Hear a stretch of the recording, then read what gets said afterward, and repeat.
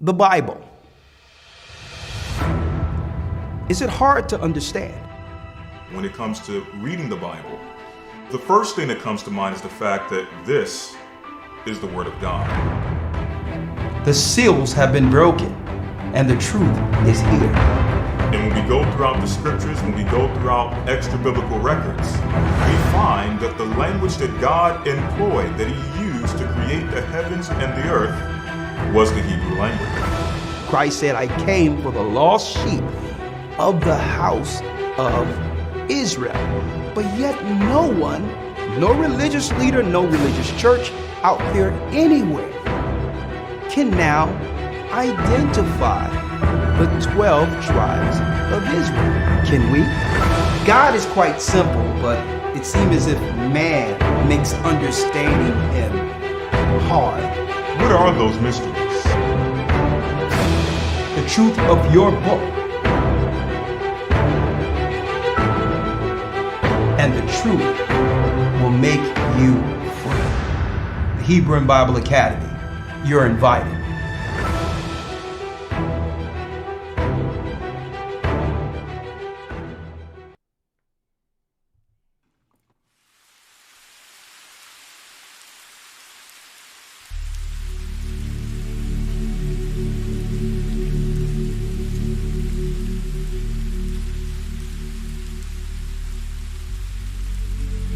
Our Father, which art in heaven, hallowed be thy name. Thy kingdom come, thy will be done, on earth as it is in heaven. Give us this day our daily bread, and forgive us our debts as we forgive our debtors. Lead us not into temptation, but deliver us from evil. For thine is the kingdom, and the power, and the glory, forever. Amen.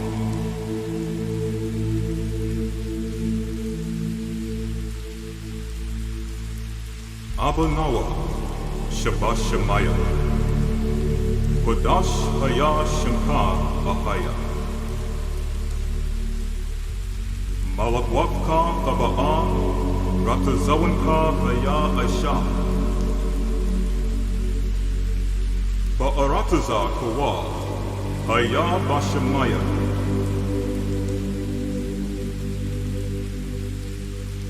the thunder Noah, the Kham Kau Yawam, Wasalak Noah, Kawat Waf Noah, Hasalak Noah, Kawat Waf Yanawa Wala'a, Abayak Noah, Anasaya Wan Abal, Awashai Noah, Man Rai Kayalaka, Hamalakwa Waha Allah, Bahathapa Arak, La Iwalamya, Aman.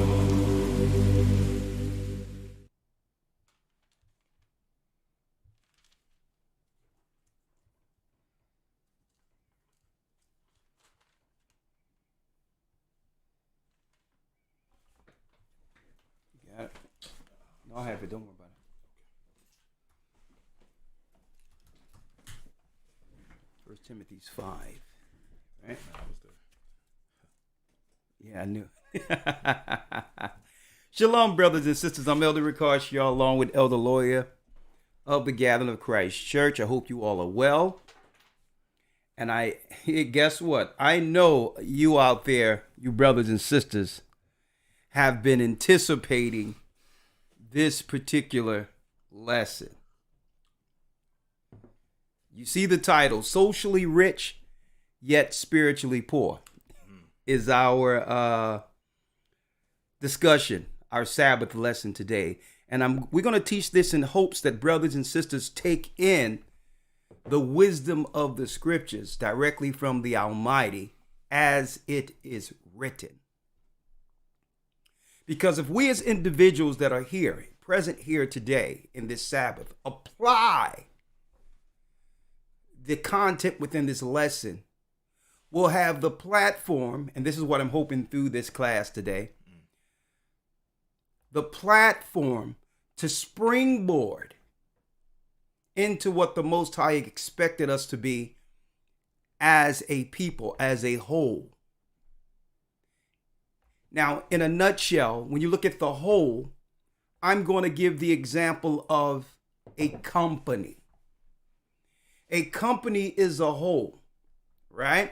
So I'm going to give you that as the example to actually look at in comparison to what has happened to the children of Israel. We're individuals, but at one time, we were a company where we were as strong as our weakest link. So I'm using the company, not that word means anything, but it's an example most brothers and sisters can relate to. Okay, so I'm saying that first and foremost, thank you all for your presence. Before I get into the lesson, let me first make a few announcements, okay? As you all know, as you've seen with the commercial that came on, and it comes on usually before all of our broadcasts, we will be starting a new Hebrew and Bible Academy February 6th, okay? I hope you all are there. We're going into new lessons never dubbed in before, and believe it or not, every lesson we teach, it's new, regardless of the title. So I hope to see you there February the 6th. Get on in while you have the opportunity. We have the administration working around the clock, okay? February 6th, we'll be going into things that you've never fully understood as far as the spiritual realm in relation to our physical realm. I'm going to be going there because they work in tandem. It's just that we have been so isolated, individualized, and separated from the spirit, we don't understand when there's spiritual intervention. So through each, in our own lives to some degree. So with each of our lessons, we're going to bring in the spiritual component. All right. From the creation of the universe, tracing the serpent seed, why man and woman was created. We were created to judge, righteous judgment. We were created a little lower than the angels. And really, when it says a little lower, we were supposed to be the Most High's minister in spirits like angels are in heaven here on earth. That's right. We are supposed to be the angels on earth. And I'm going to be going into that and more in the academy. Okay, as we come closer to the kingdom of heaven that's coming here, we must broaden our perspectives in preparation for what's to come. Folks, planet risk isn't coming here. The Most High's kingdom will land in this realm. So our lessons will be what? In preparation for that coming. So we're not scrambling in the last minute trying to figure out what's going on. We've prepared heaven here on earth with the proper perspectives from heaven. And that's how our lesson's going to be. Not just in the academy, but lessons like we'll do today. All right. So I hope you all are there February 6th.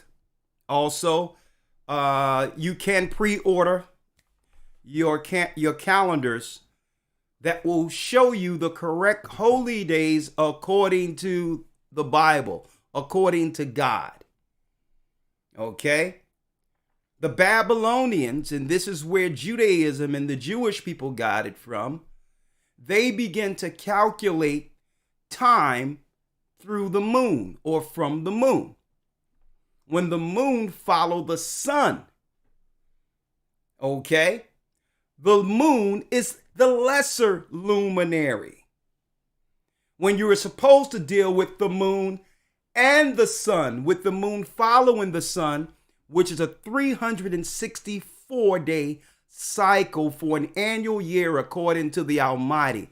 And it has been that way since earth was created. Okay?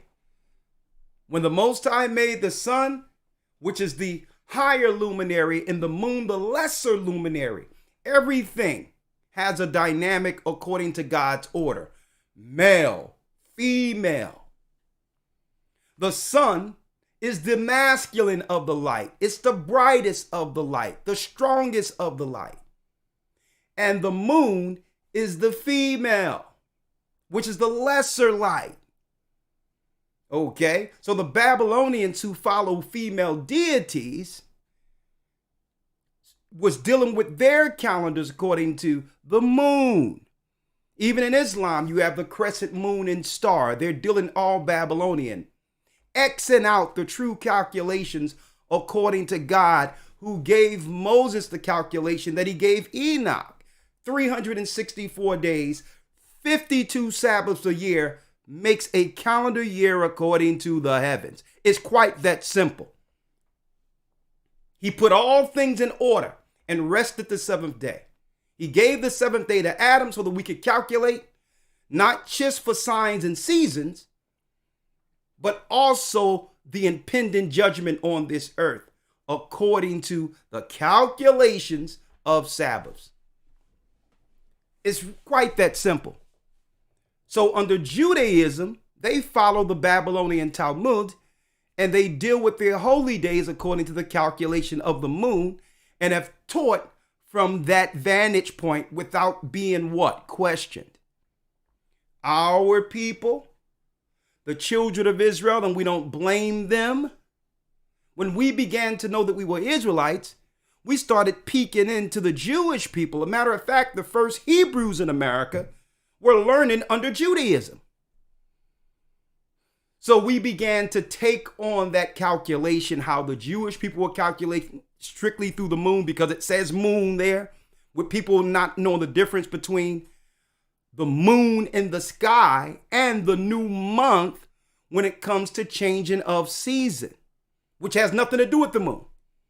So our people who learned under Judaism didn't go into the Hebrew to see the difference when the Most High was saying, no, not the new moon from the moon in the sky, but according to the new months when it comes to the intercalary changing of seasons with the sun and moon in the calculation, like it was since earth was made. So we've already done the calculations. Years ago, when the Most High gave us the equal day, equal nights, and the parts of the earth where there's equal part day and equal part night. The great thing about this is, not like what the Jewish people does and all that, we don't have to deal with the new calculation every year, because it's a complete cycle, 364 days. Quite that simple. The reason why they have to move things, holy days on different days and all that, is because they're dealing with the calculation of the moon. And the moon, that's right, the lunar year comes up 10 days short every year. 354 days, and it's 10 days short. Right? So, I'm just giving y'all the calculations to understand why you cannot listen to what they're telling you.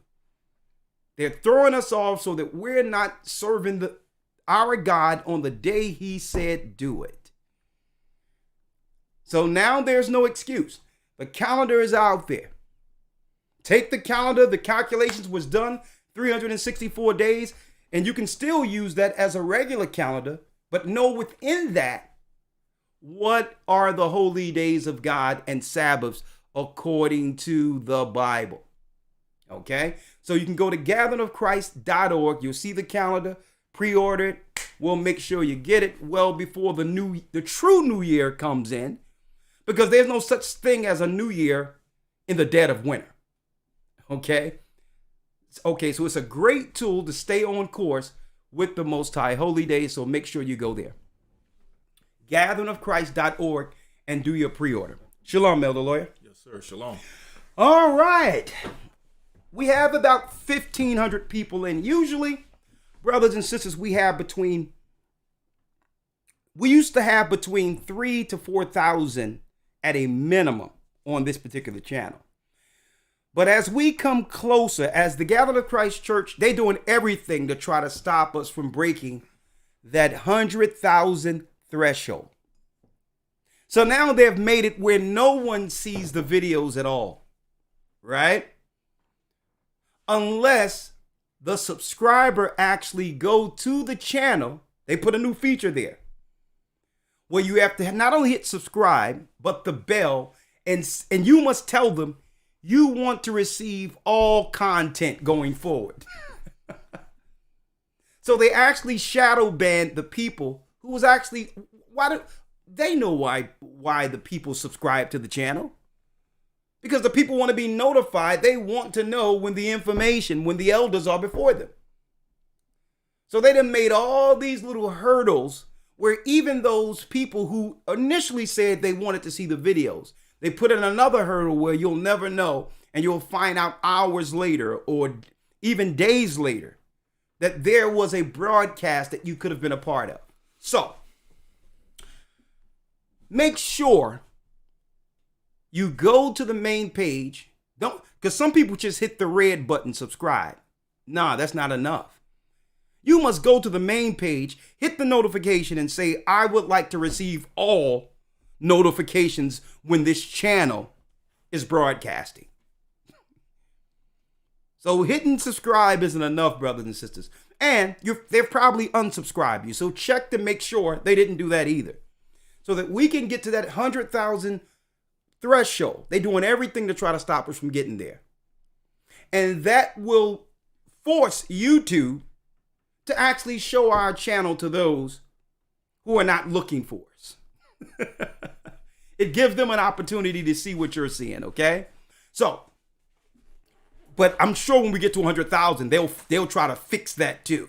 It'll be a new hurdle that they'll now go to try to stop this word from being broadcast, all right? And I thank you. You all are doing a great job, a fantastic job with the likes. I really appreciate it. And I do appreciate you, brothers and sisters, all right?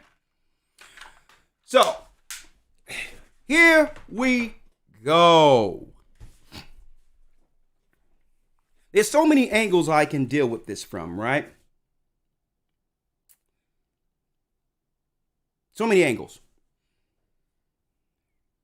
Right? Socially rich, spiritually poor.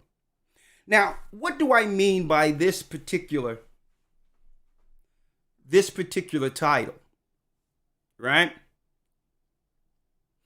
It seems as a people, as a society, let's talk about the children of Israel, the poor, the Dominicans, the blacks, the Puerto Ricans, the Indians, and even to some degree, poor whites, right?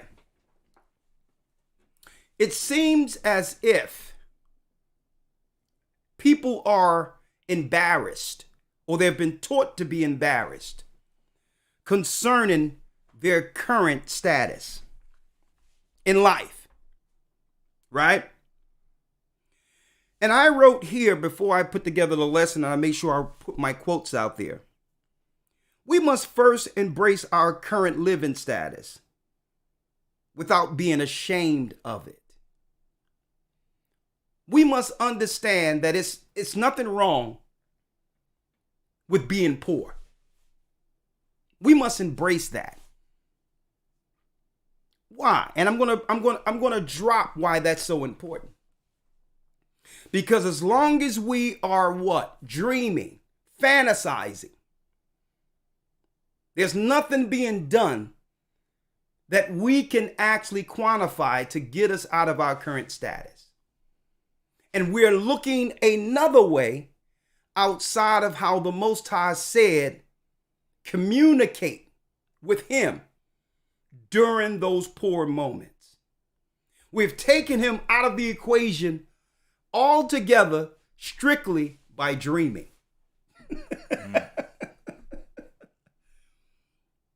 We've taken him out of the way. I wanted to start there. Usually when someone had a status and was sorry for that status and wanted more, they understood the avenue. Right? It was clear. I stated earlier, the avenue first is, okay, I don't have a lot of money. That's good. But I'm rich in other ways. Right? I have friends.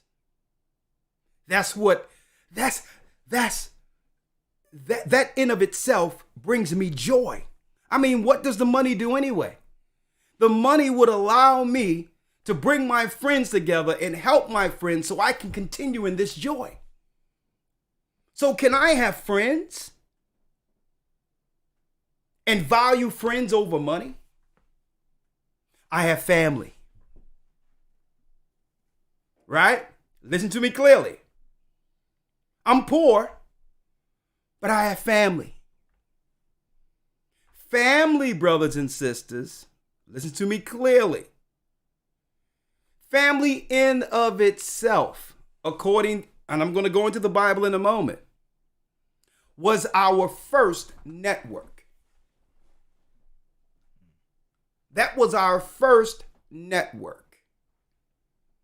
It extended out to our friends, which made a community. And that community made a nation, which is synonymous to today's corporation. Now, in the family, within the family, whether you poor or whatever the case is, there was ups, downs, there were good times, there was bad times, there were arguments, fights, whatever the case is. But we understood that network cannot what? Leave a legacy for the next corporation or for the next network if we didn't stay together. When families break up, we're breaking what? A network. But yet, we'll always find excuses to why it happened, why we had to start off at ground zero, not realizing that was our opportunity given to us by the Most High to do what? To grow that network. And this is how the Most High looks at the poor. The poor should be operating a certain type of way if you're looking to grow from it and become a powerhouse. Where what? Where at the end of it, brothers and sisters, money is just a byproduct from keeping our friends and keeping our family. At the end of our lives, we'll look back and say, you know what? I understand now. I understand now. Now, usually I don't quote different authors or whatever the case is, but there's one author in particular that I think is important strictly for this particular, before I go into the scriptures, just because what I like to do is to relate through examples so that brothers and sisters can actually obtain the understanding of what we're trying to show forth, right? Let me go here real quick. Not that. One moment. I'll go there in a moment. Let me see here. Under notes. 1 second, folks. I have to find it. Notes is here. Yeah. No, not that. Hold on. I'll just pull it up here. 1 moment.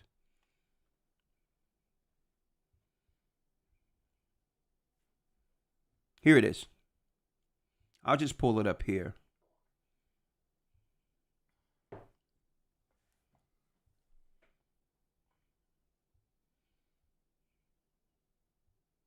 Let me pull it up here.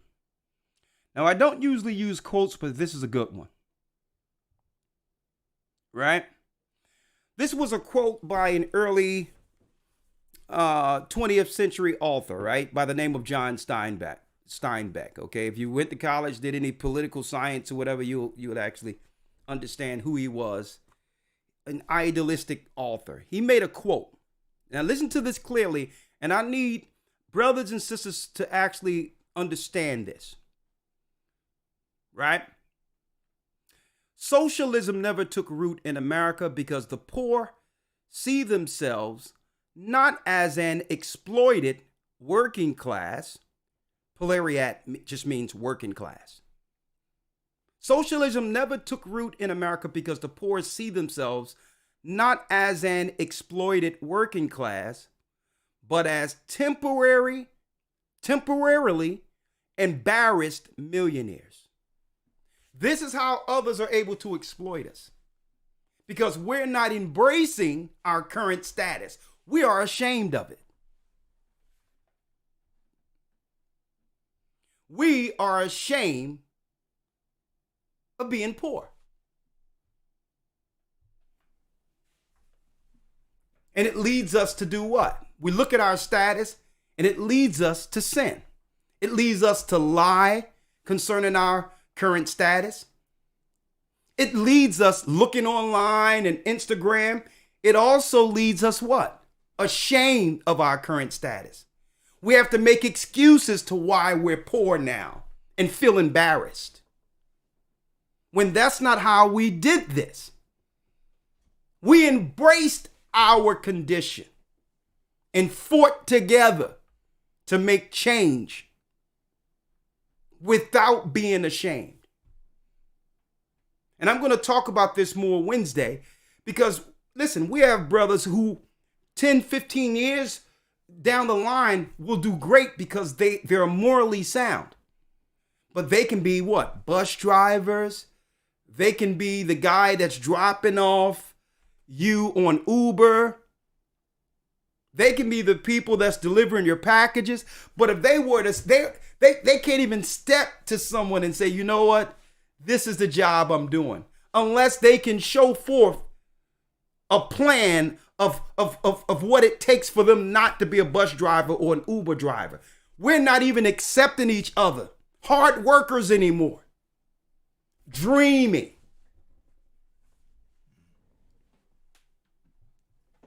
We are embarrassed. Well, what you do for work? What you do for a living? Nah.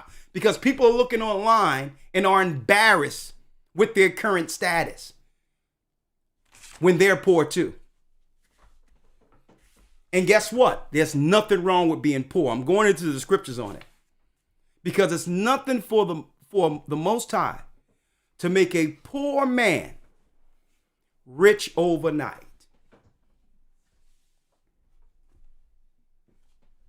And we're going to talk about it today.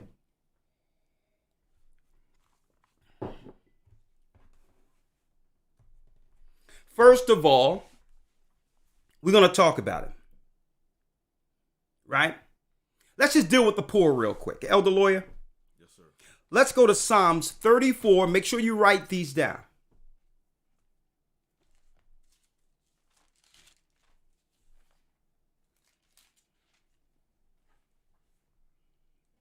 How many times, brothers, and I know brothers can relate to me, where you know there's a plan, you got things together, but you're falling on hard times right now. Not hard times. You're just working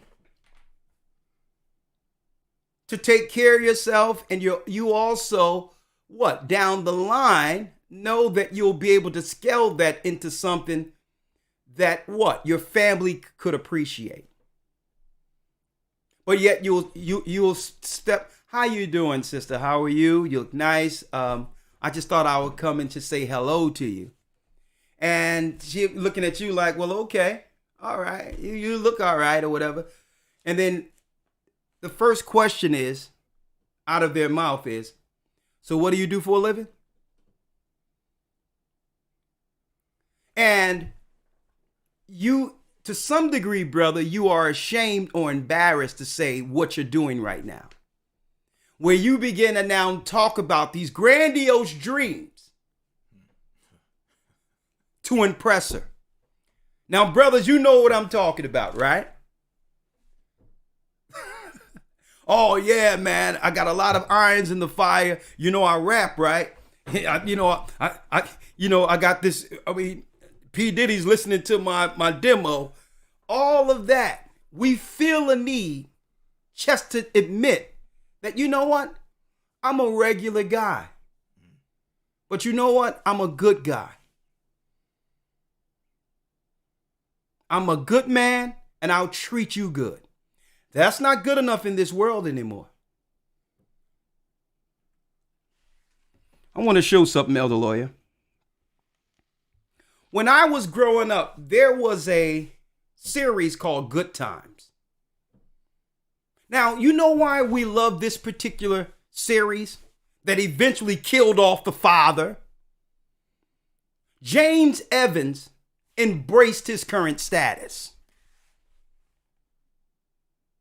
It made him angry, and sometimes he came home mad, but his family was together, and he was always talking about, out of the projects, we're going to do better. JJ, you continue with that art, and your art is going to do something for us. Thelma, do your dancing. Michael, do your singing, and eventually we will become a network that's reckoned with. Yes, the white man is holding me down, and it's always the white man. He was talking about the white man, the system holding me down, this race is against me. And also, the reason why they killed him off is because he would keep his wife in check. Because sometimes she would come with feminist views. And he would slam his hat down and all that. No, you know what? You know how we can relate to this? It's because even though these characters were fictitious, living poor, we as a people could relate to them. Because these people were poor. They were socially poor, but spiritually rich. I mean, you understand? Now it's the reverse. We're socially rich. We're socially rich.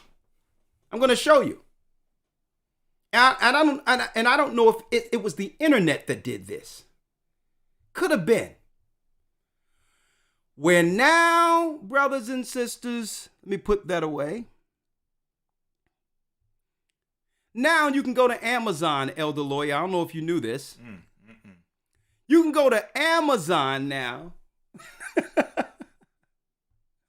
and order prop money.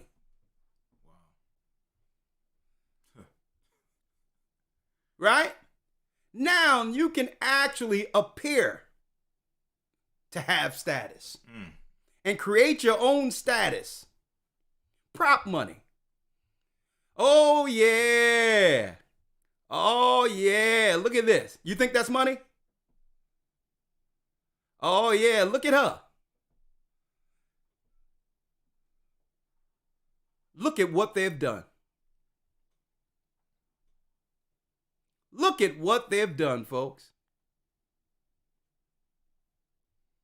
I'm a boss. I want a bag. Got to get that bag.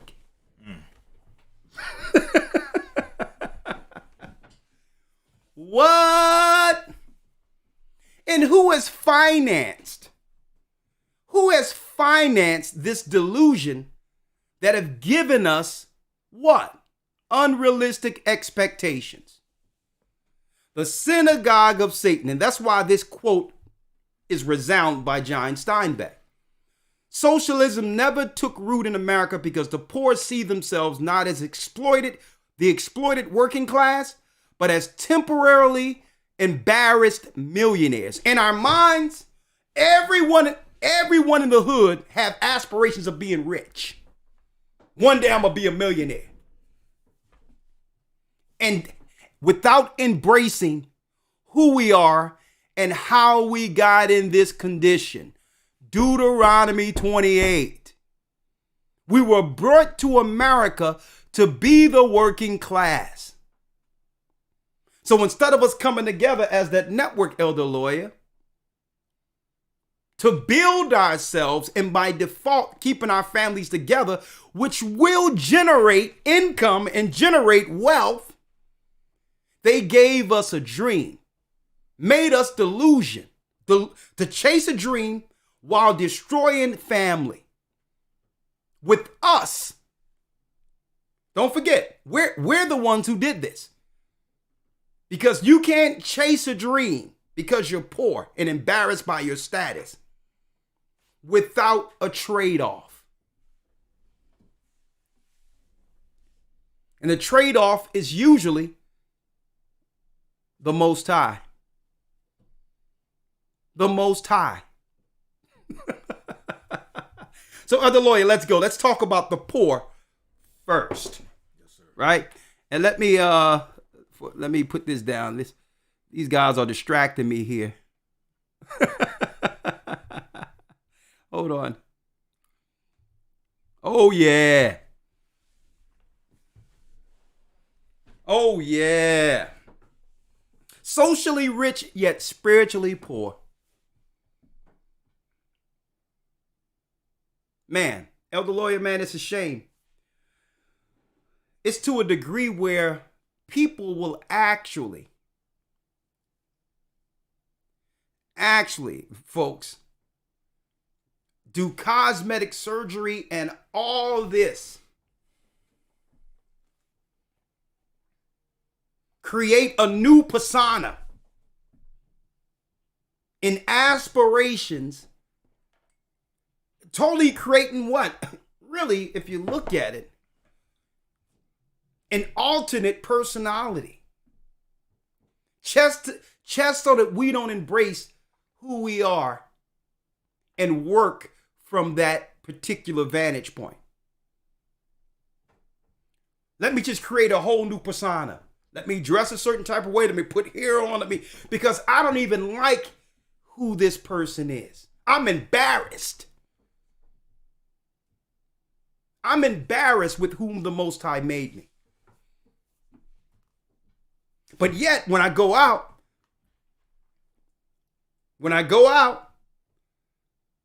I'm socially rich. Everybody's hollering. I'm getting the attention. Socially rich, but you're spiritually poor. You're hiding and killing the true you.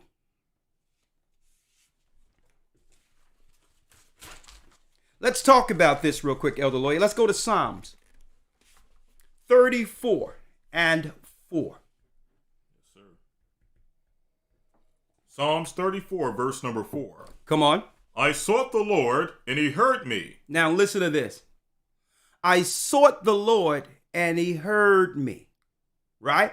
Now think about Deuteronomy 28, folks, where the Most High said that we'll be working all day, we'll serve our oppressors, we'll be scattered throughout these different religions. We would go in the cargo slave ships. They would separate our families. That those who take us and would take our wives, where they would honor their boss more than their own husband. This is all curses of Deuteronomy 28. So I can't be embarrassed with these curses. I can't say that I'm embarrassed because of this. I must embrace my condition because God did it for disobedience. Now I can go to him being honest concerning the true me. I'm an Israelite living under a curse, and I'm not ashamed of it. I'm not going to floss. I'm not going to lose no fake money. If I'm going to get out of this, if I'm going to get anything in this world, it's going to be through him. Listen to me. I sought the Lord, and he heard me and delivered me from all my fears. He delivered me from all my fears. And that's the first thing that makes us delusional. We start making plans, or we put a wall up through fear. I'm not going to get hurt this time. This happened to me before. Not realizing you've put yourself in a box. Whomever that person is, it could be what? A person walking down the street who the Most High sent to change your family's condition. And because you have a wall up, he walked right by, or she walks right by. Fear. And we're making decisions through fear, and by so, it's blocking us from what the Most High would have that could help our circumstance. Okay? Come on. Verse 5. They looked unto him, and they were lightened, and their faces were not ashamed. And their faces was not ashamed. Our people weren't ashamed of their current condition. They understood the curses that were placed upon them. And they embraced that as a means to do what?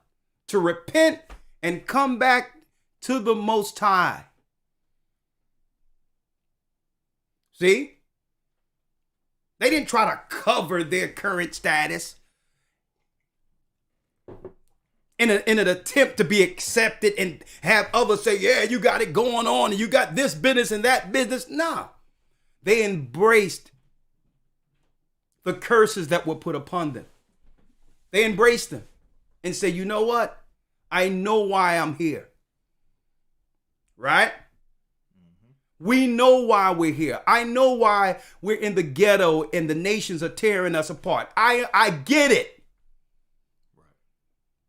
Right. I get it. Read. Verse 6.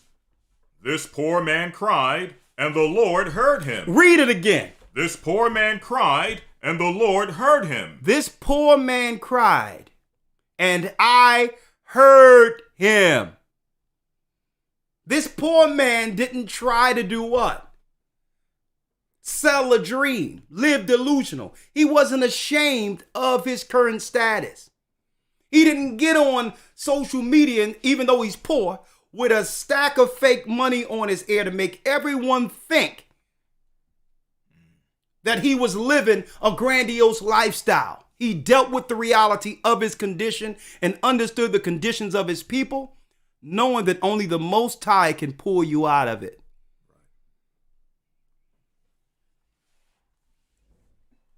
And it's to a degree where we have a whole community of liars lying to each other, but first lying to themselves. Look at your status, and I'm just saying this. Look at who you are with not all that stuff, man and woman. Then look at your bank account, and it's okay to look at it, and it's okay if there's nothing in it. But embrace who you are. It's okay if there's nothing in it, because you're dealing with the reality of who you are with your current status. Now, what are you going to do about it? Are you going to build a network according to the Most High, which is family first? Or are you going to go chase something?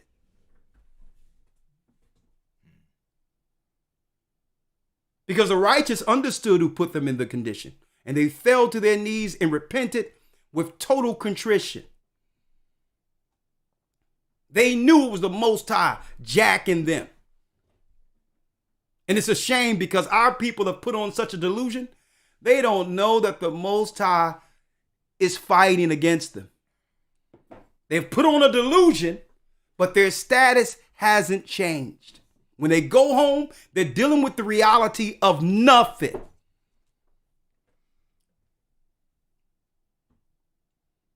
And everything they do in their lives, be it on the computer or whatever the case is just a convenient distraction from the reality that embarrasses them.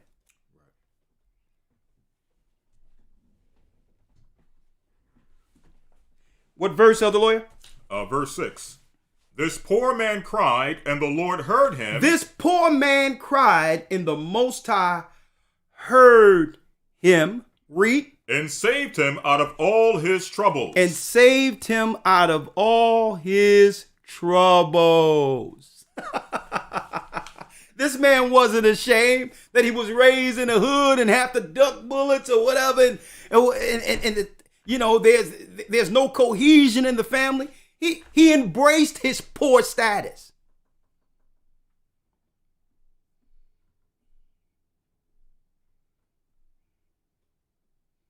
He embraced it.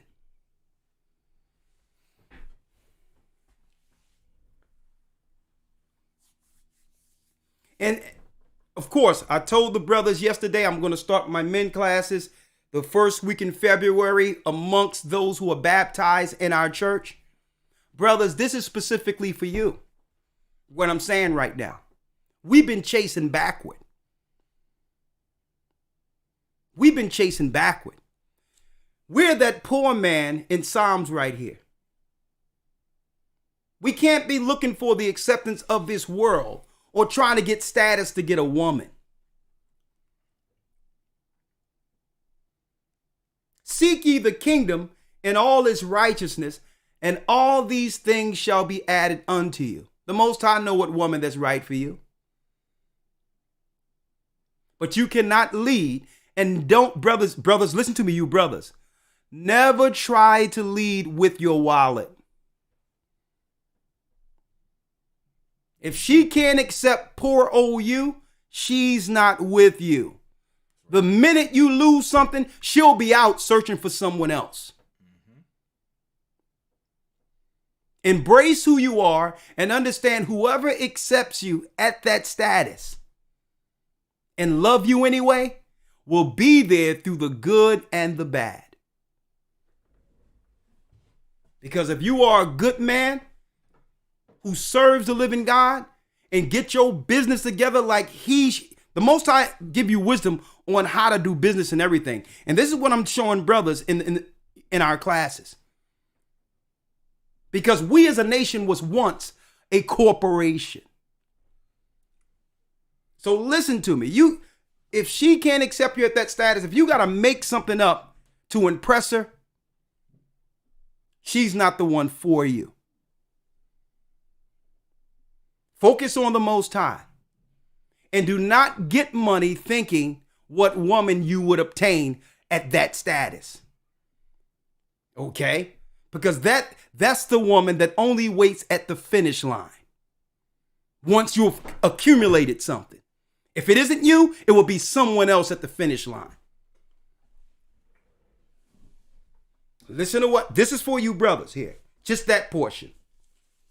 What verse are you at, Elder? Moving into verse 7. Come on. The angel of the Lord encampeth round about them. Read that again. The angel of the Lord encampeth round about them that fear him. The angel of the Lord encampeth round about those who what? That fear him. That fear him. And delivereth them. O taste and see that the Lord is good. The Lord is good. That poor man now, after getting up, crying and looking at the conditions of his people, the Most High open up the heavens and show him, listen, I have a host of angels that been waiting for you to fall on your knees, to acknowledge me because I made you poor. So that you'll understand how a prince of God can go from high status to low status. But what's in you, young man, what's in you being a child of the Most High and believing in him, you are richer than the richest man on earth. You got me. See?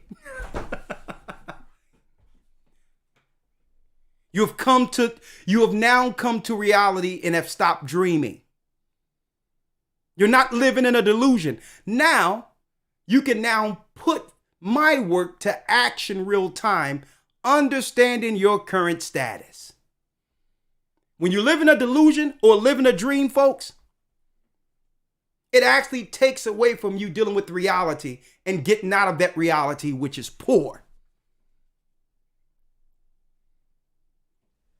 If you apply yourself with the wisdom of God. Listen to what I'm showing you here. Yes, sir. And folks, let me tell you, a lot of what I'm talking about now is some of the things I prepared for the brethren. For the brethren that I'm going to be dealing with one-on-one, because we have people all around the earth who don't know what it is to actually come up with the elders, like elders, Lawya, and others personally, to know certain situations when it comes to making life or death situations, how to deal with certain circumstances when it comes to family. They've seen, and Elder Lawya have seen, how all of these things have been counseled and worked out. And I want to be able, through the Spirit of the Most High, to bring that information out to those brethren as if they were present and have the knowledge to do everything that's being done on a higher scale in their particular locales. Okay? And, you know, a lot of this being formulated so that we can deal with the business mind using the Most High's concepts. But that's going to be in the academy portion, right? So you got to get in that academy there. All right, Elder Lawya, more on the poor. Let's get to Psalms 10 and 17. Psalms 10 and 17. Yes, sir. Psalms 10, verse number 17. Yeah. Lord, thou hast heard the desire of the humble. The Most High have heard the desire of the humble. See, there's a lot of things we want and desire. You think the Most High doesn't know that?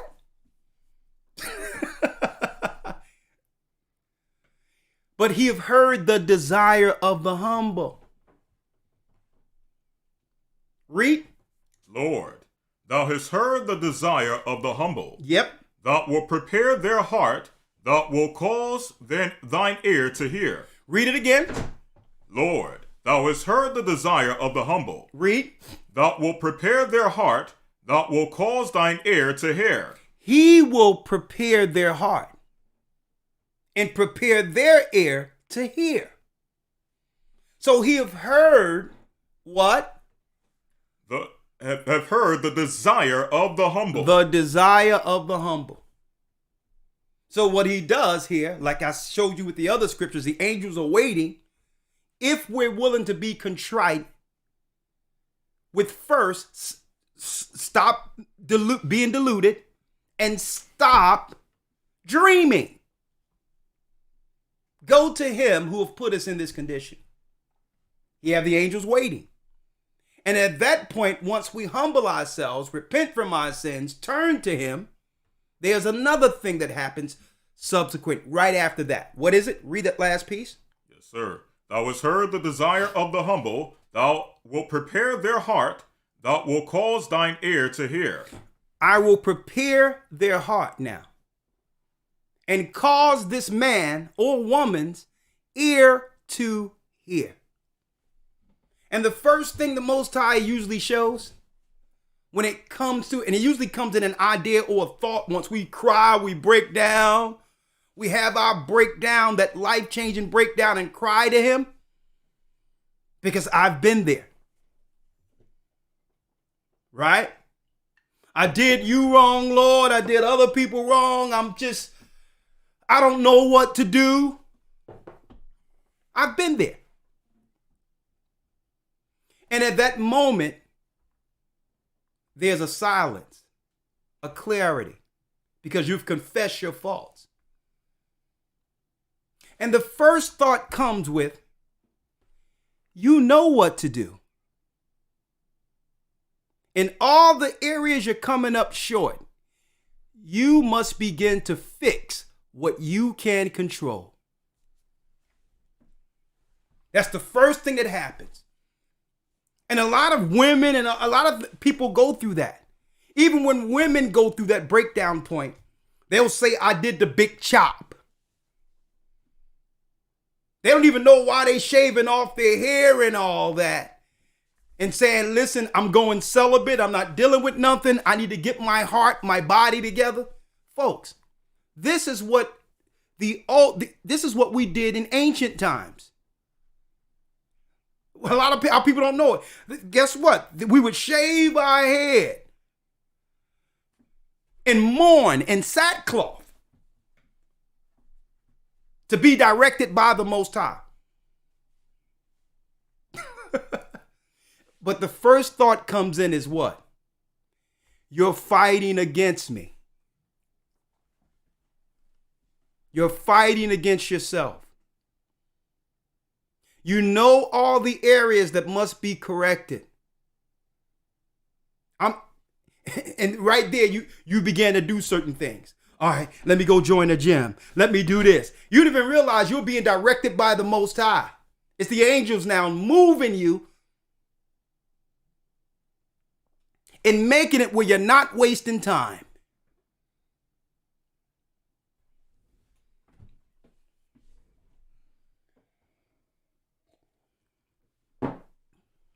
Right? We've all been there. And you know what? What's deep was the Most High was there the whole time.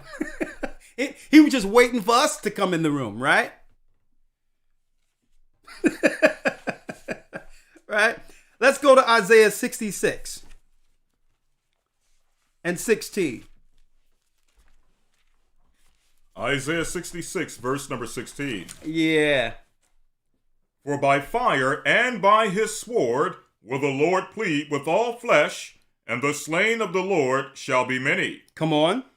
They that sanctify themselves and purify themselves in the gardens behind one tree in the midst, eating swine's flesh and the abomination and the mouse, shall be consumed together, saith the Lord. Hold on, I wanted to keep that for last. You can Yes, keep that for last. Because there's something else I wanted to show there. Yes, sir. I want to keep that for last. Now, what is keeping us? Now, here it is. I'm going to keep that for last because I'm going down to the 20th verse. Yes, sir. You right? What is actually keeping us from that moment of embracing being poor, waking up from our dream and delusion, stop lying to ourselves and others? What's keeping us from that? The Bible tells us that we are a rebellious people. Some of us don't want, some of us can't embrace our current condition or our current status because why? If we were to look at our current status, it would seem what? Hopeless. We would feel hopeless when that's not what you're supposed to feel. That's what this world have done to you. So I'm going to make a delusion. I'm going to make what? I'm going to have a split personality for the world and make everyone believe that I'm doing okay. But we're supposed to embrace that hopelessness. Because that's where the Most High is. We don't want to feel hopeless because some people say, well, it's because of my status and how other people are viewing me. My life is trash, this, that, and the other. Who do you care more about? The view the world have of you, your girlfriend or your buddy have for you? And what they're saying, or the Most High? It seems like we have more fear of how other people are going to view where we are, view our status, than the Most High. That's backward.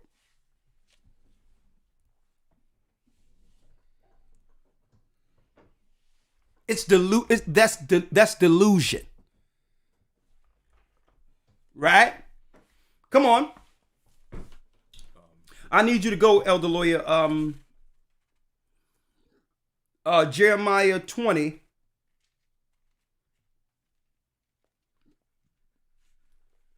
and 18. Jeremiah 20, verse 18.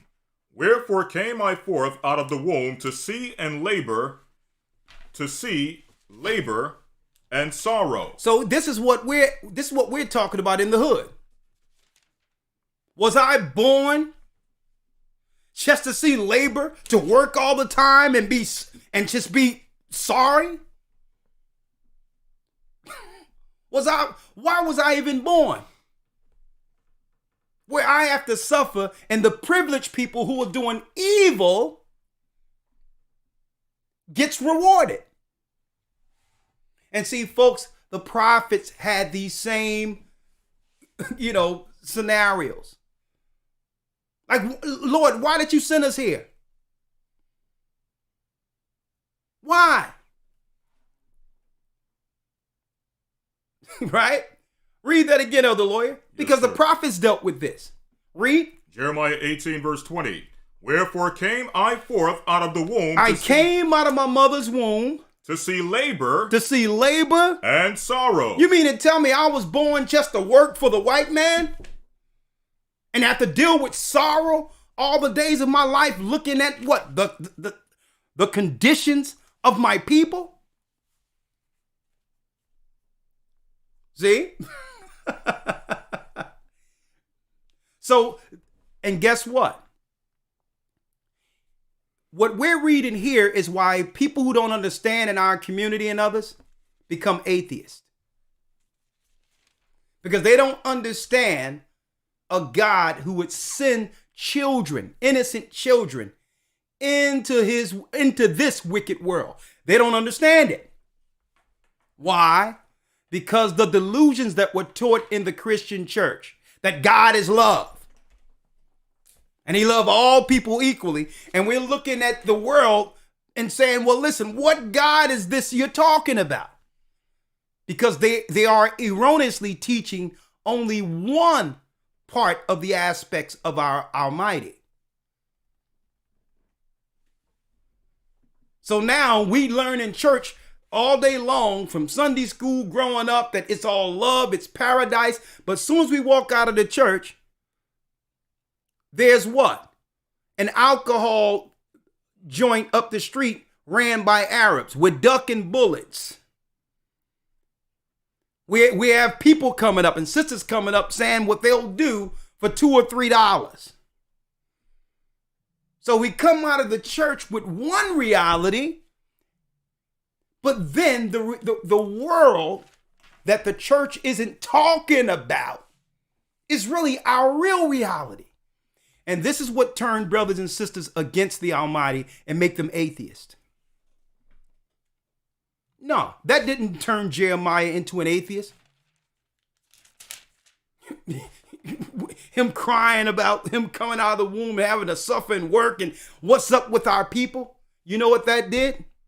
That gave Jeremiah a job for the Most High. I'm not going to cry about it. I'm here now.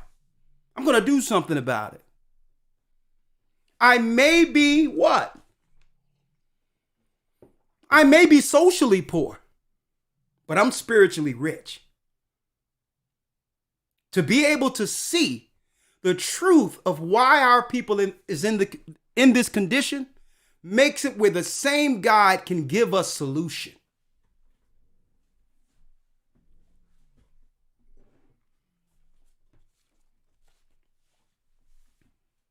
Now, let's talk about the other side in a moment. But rebellion is what I want to talk about, because what happens is, through fear, what I've read earlier, what happens is people as individuals, and this is why the system set up an individual mentality,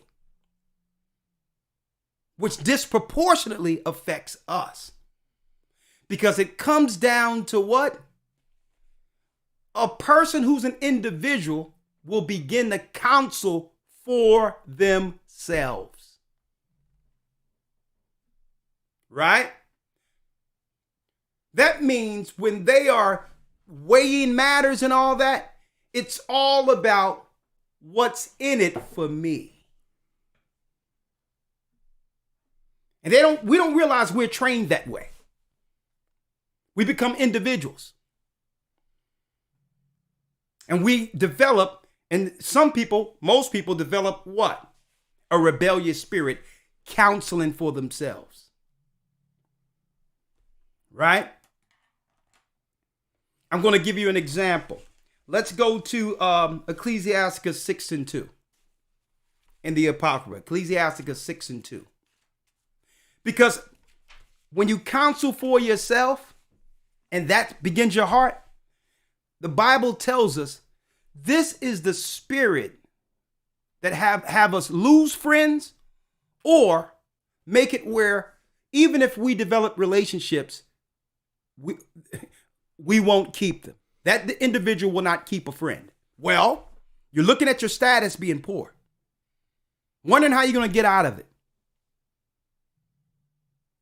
Understand, traditionally, families became rich and left legacy because they understood a network. A family extends to friends. Friends extends that network. That network become a company, and all the ideas within that number brings forth prosperity. But if I'm thinking as an individual, the highest status I can be as an individual is a worker. That's it. This is why they're teaching these lifestyles and these individual mindsets, because the corporations of this world need you to think as individuals, so you're no good for nothing outside of getting an application and working for their corporation. You cannot establish a corporation on your own. And I'm not talking about a sole proprietor where you set up a business and think you are a business person. Nah. I'm talking about being able to work with people. Okay? Keeping relationships intact.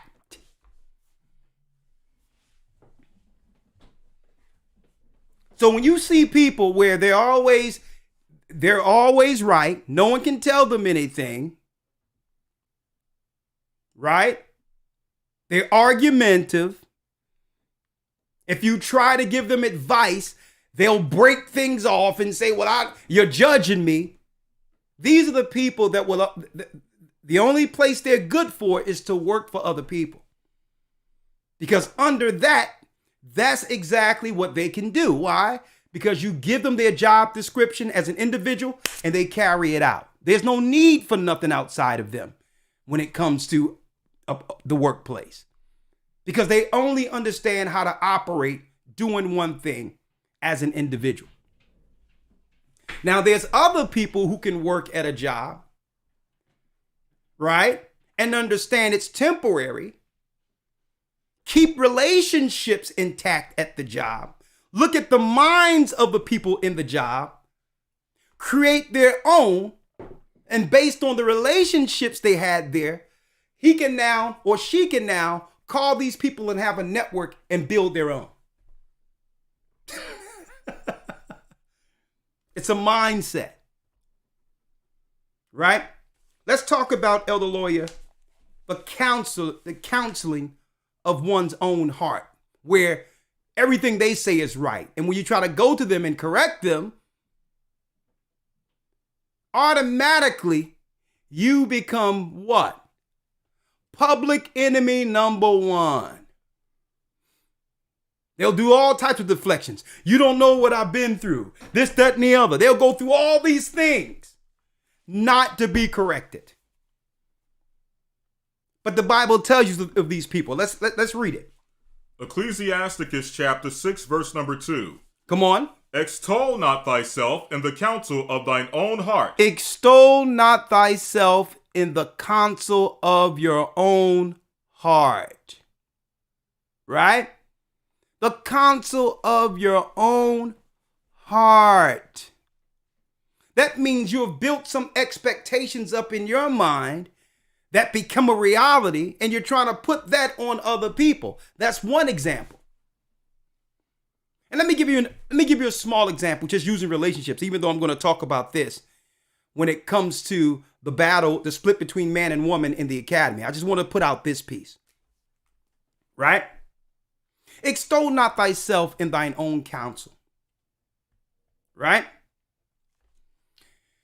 In the current world, you would have strictly, not all, but women with a bucket list of expectations of a man to be in a relationship with him. Rarely at the top of that list is one who fear the Most High. But a bucket list of expectations, and if he don't meet all of this, then he's not the man for me. When really, it was the other way around in ancient times.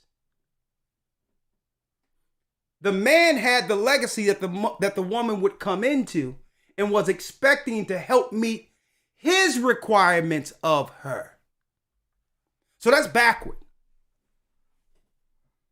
If he ain't this, he ain't this, he ain't this, he ain't this, and you're going to find out usually the person we create in our mind with the bucket list doesn't exist.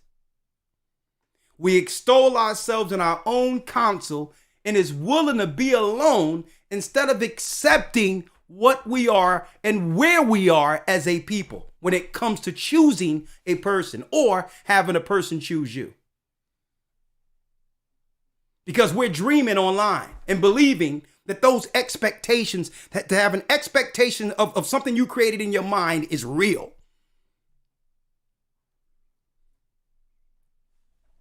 Right?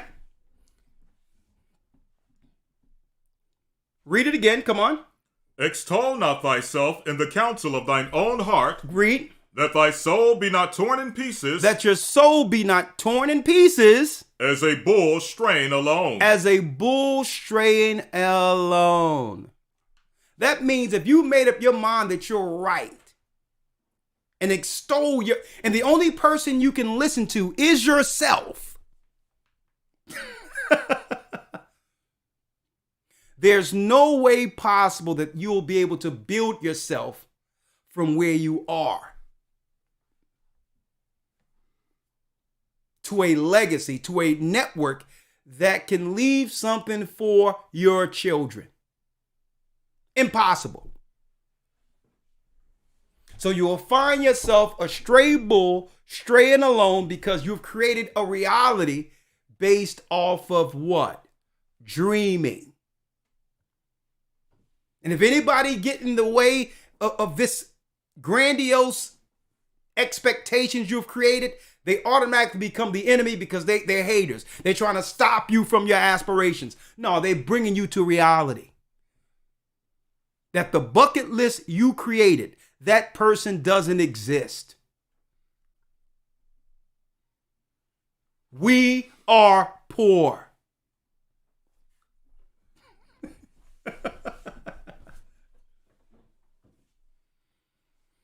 We are poor. Now let's talk about those who may be socially rich and are spiritually poor. Because the examples we have seen in Babylon, we think because someone has a lot of money, they're rich. Well, folks, there's a carnal rich and there's a spiritual rich. Do you know how many people who are filthy rich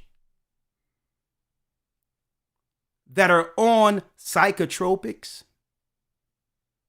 that have more problems that we can deal with? And you know, examining it from where we live at, we're saying all that money, how can you have problems? Right? We're like, man, you should be able to pay and fix anything. Well, there's a trade-off. Because brothers and sisters, they have to deal in their minds with the actions that it took for them to get there. And it was the sin and all the things they regret between their ears day and night that they cannot escape. And who has that in their mind? The Most High. You can't escape your interaction with people and how you treated people and the people that you walked over and even killed. How rich they are. They cannot escape the ghosts in their minds.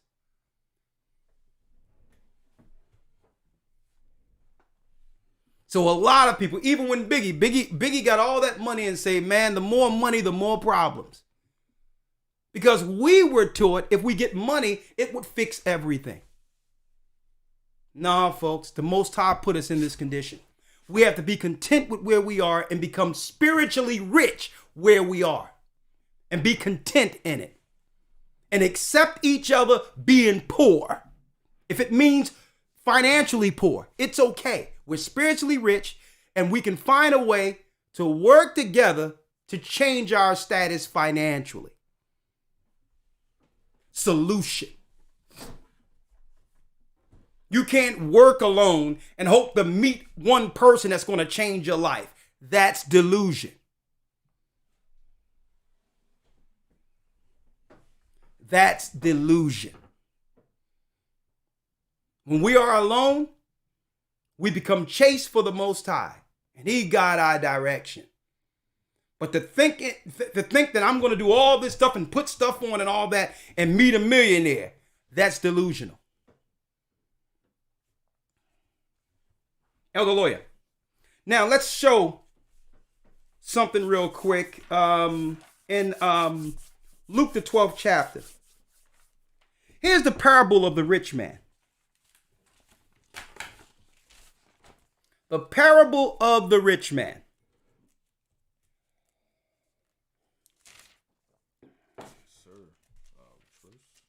We're going to, Elder Lawya, Revelation 12 and 13. Luke 12 and 13, excuse me. Luke 12 and 13. Yes, sir. I'm sorry.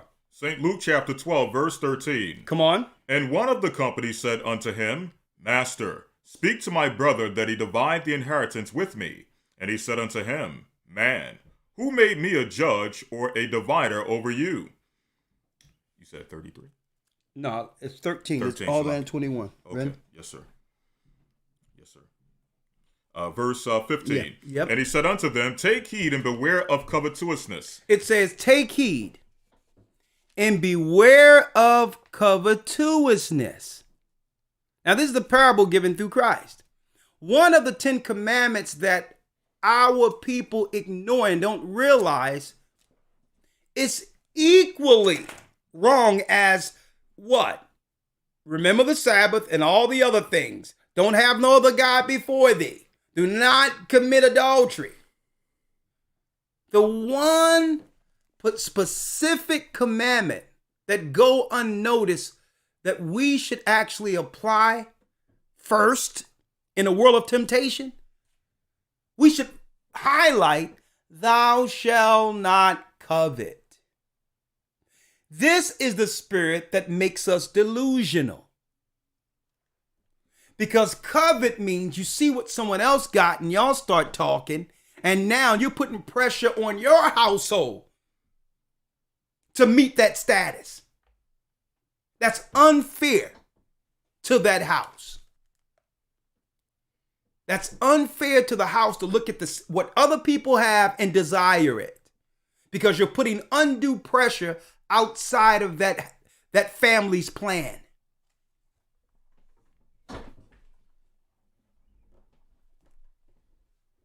I need you to read that again. Coveting. See, and that's what's wrong with what's online. We'll see things that are likes online. Folks, that's just online. And we'll think, that'll become a reality for us. Well, this is what I gotta be to be liked. No, folks. No. Someone can hit like on something, but like a girl dressed a certain type of way, but any man with any morals wouldn't say hi to that woman or wouldn't be with that woman. It's just a picture to them. So we start seeing the likes online and begin to think that that's reality and thinking that that's what men want. Or vice versa. That's that spirit of coveting. Okay, well, I got to be this. Let me go here. Let me see what clothes they're wearing, what hairstyle, and all that, because it's a lot of likes there. That's delusion. That's coveting. It's not reality. The reality is closing the computer and actually talking to a person and saying, what do you like? Right. Actually talking to an individual and say, what do you like? And if it's a woman to a man run off the list. He runs off the list and say, here's the expectations. It's the man that's supposed to have the bucket list, not the woman. Because why? Listen to me clearly. And this is not misogynist. This is not nothing.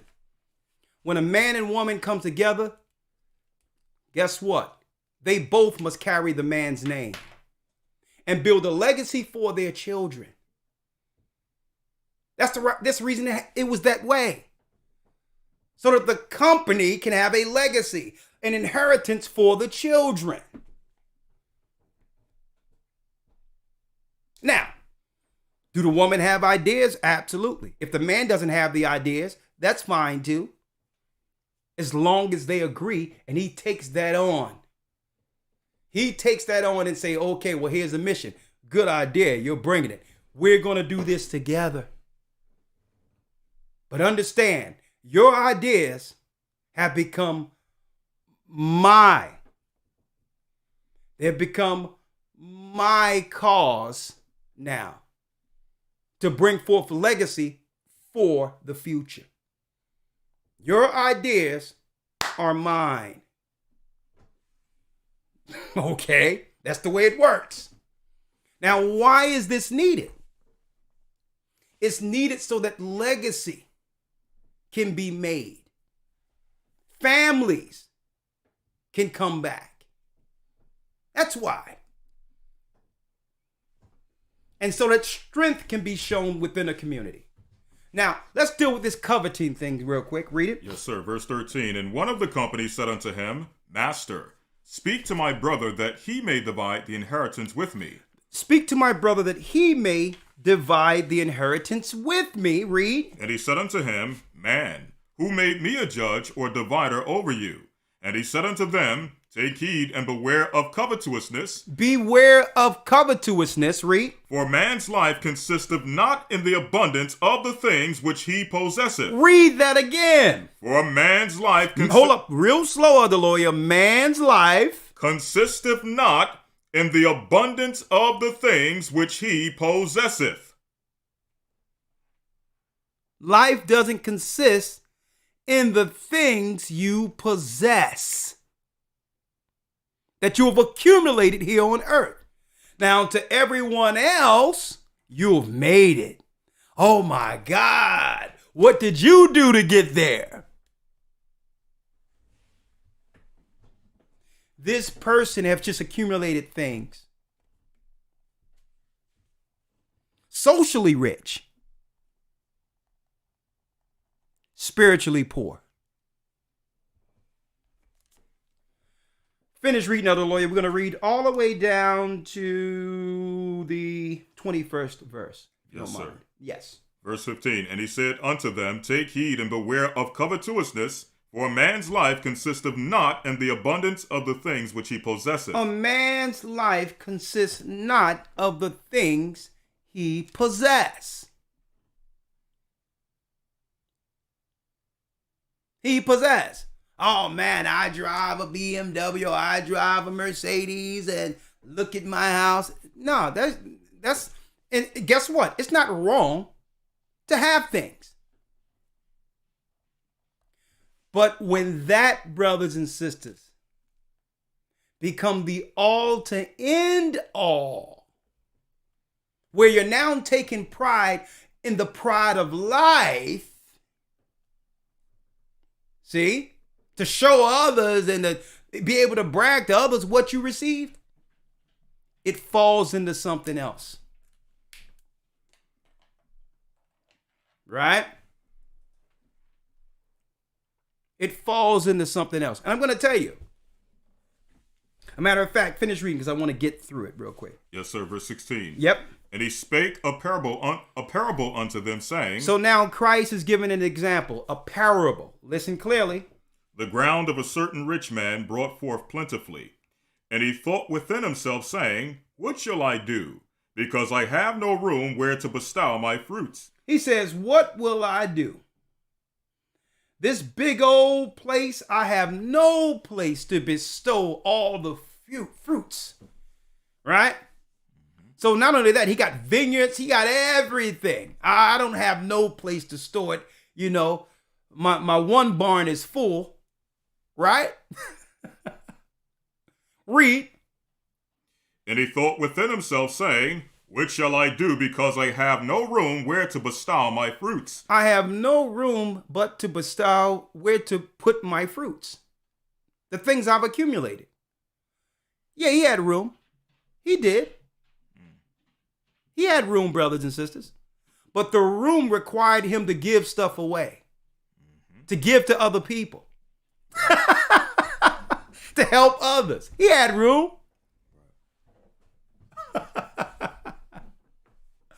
See? Oh, I have no room. What else can I accumulate? Without what? Without contentment. Without being content. Without being satisfied that the Most High blessed him with what he had already. He didn't realize the fruits that he was being blessed with wasn't just for him. Right? And guess what? This is what happens when we live in a world of what? Consumption. It eschews our reality and we begin to just consume. See? Read on. Verse 18. And he said, This will I do. This will I do. I will pull down my barns and build greater, and there will I bestow all my fruits and my goods. There will I bestow all my fruits and my goods.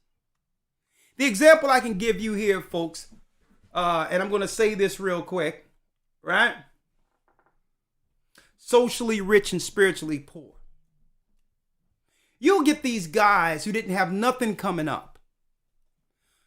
Athletes, musicians, entertainers. And what they'll do is they'll sign some contracts, get houses all over the place, and then have these big garages with all of these expensive cars all up in it. 40 cars, 30 cars. Some they don't even drive. Now listen to this.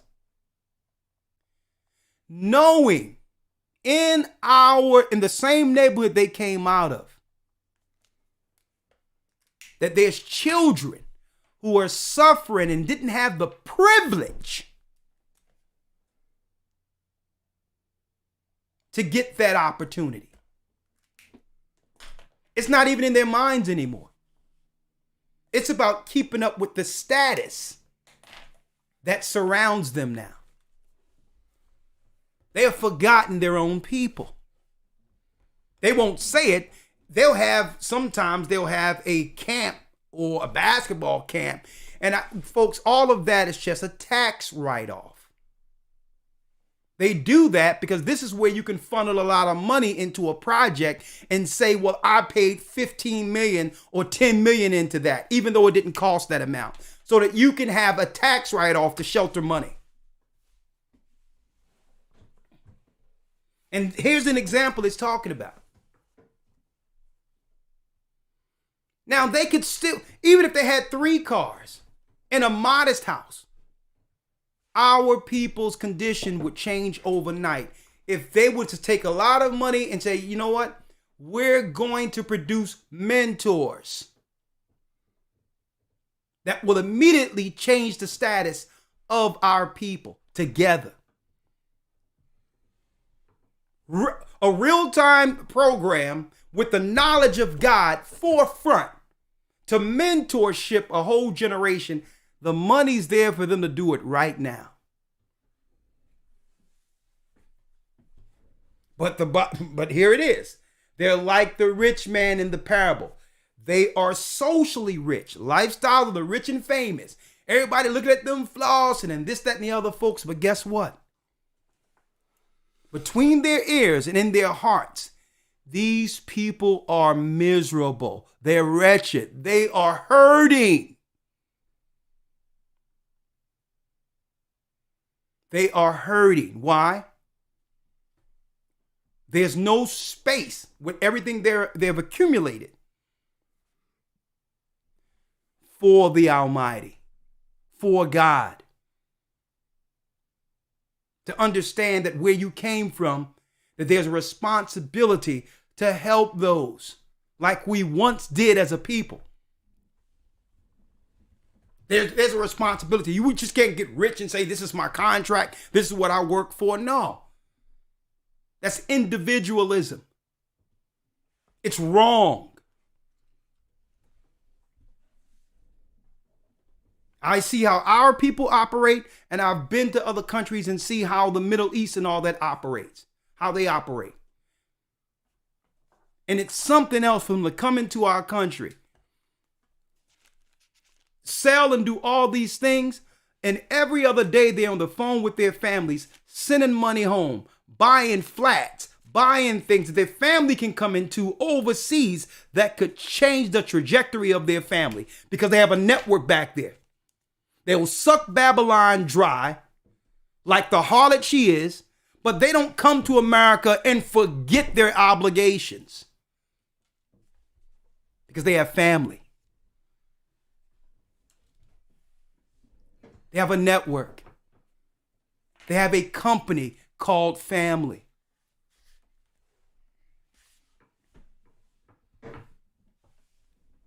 And they can be rich over here.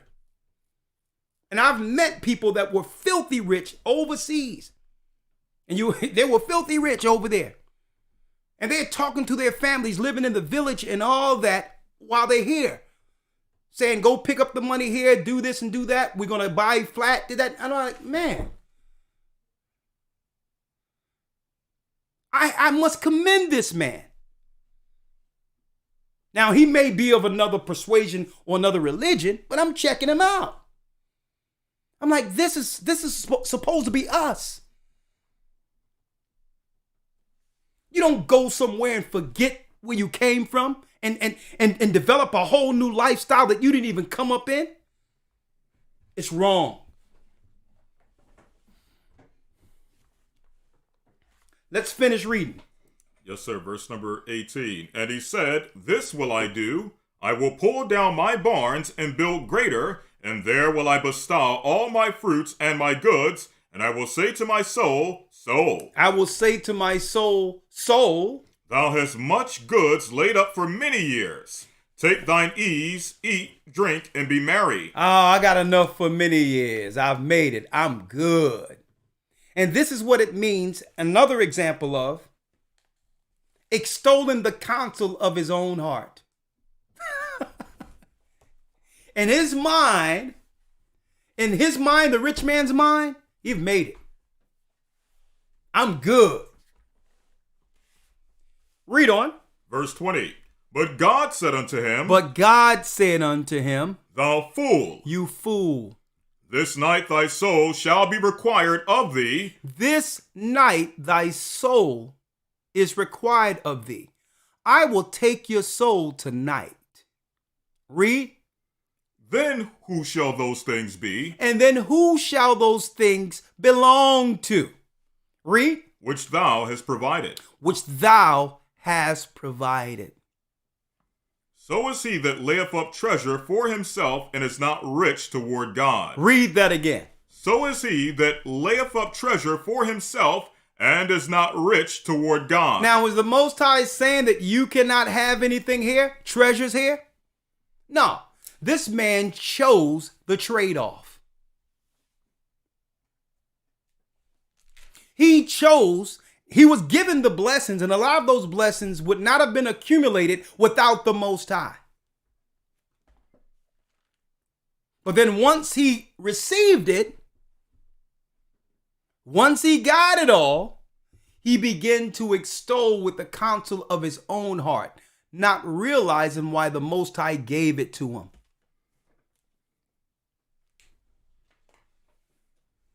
Charity. Charity is love. Charity is love. You cannot receive something without distribution. That's a responsibility.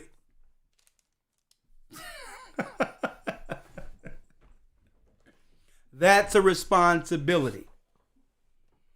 And the Most High is looking at all these guys who was crying in the neighborhood, who was blessed to be over 6 feet tall, got in Hollywood and got amongst the Kardashians and others and forgot where they came from and started doing Porsches and all this and buying all these grandiose houses while people are ducking bullets and all that in the neighborhoods.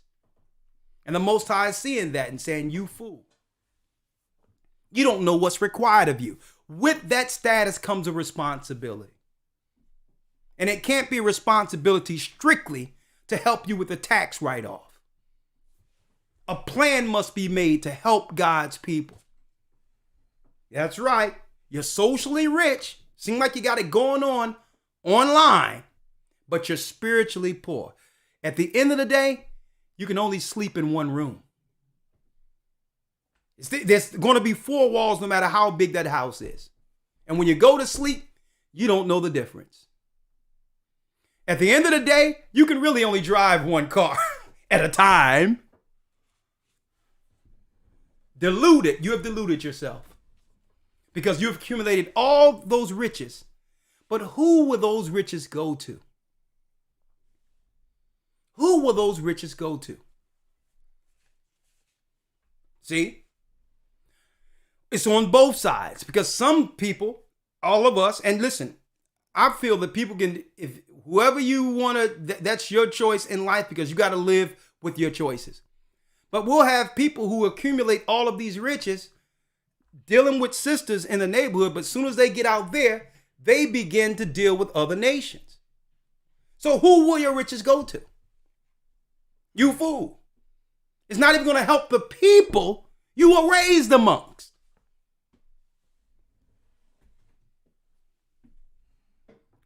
So our brothers have, in that position, have to start making the requirements I was talking about, the bucket list. And stop using that our sisters are not agreeable and this, that, and the other to why they're choosing other people. Okay? But if one of the things on the list is, listen, I'm down with you, but you're going to have to do this. You're going to have to get in the gym or whatever and get yourself together because I'm attracted to attractive women. You're going to have to become more agreeable. Every conversation cannot be an argument because I know we've all fought in a neighborhood and that's carrying over to our relationships. You have to sit down and speak to the woman and say, well, listen, these are the things that will be game changers. Just like I had to change, you're going to have to change. But together, we're going to be an example that would bring forth a legacy for our children. Instead of blaming one another, sit down with that bucket list and do what? Train and teach our sisters what's right. Instead of just choosing just to discard them all together and have our legacy and our money go to the same people who've oppressed us.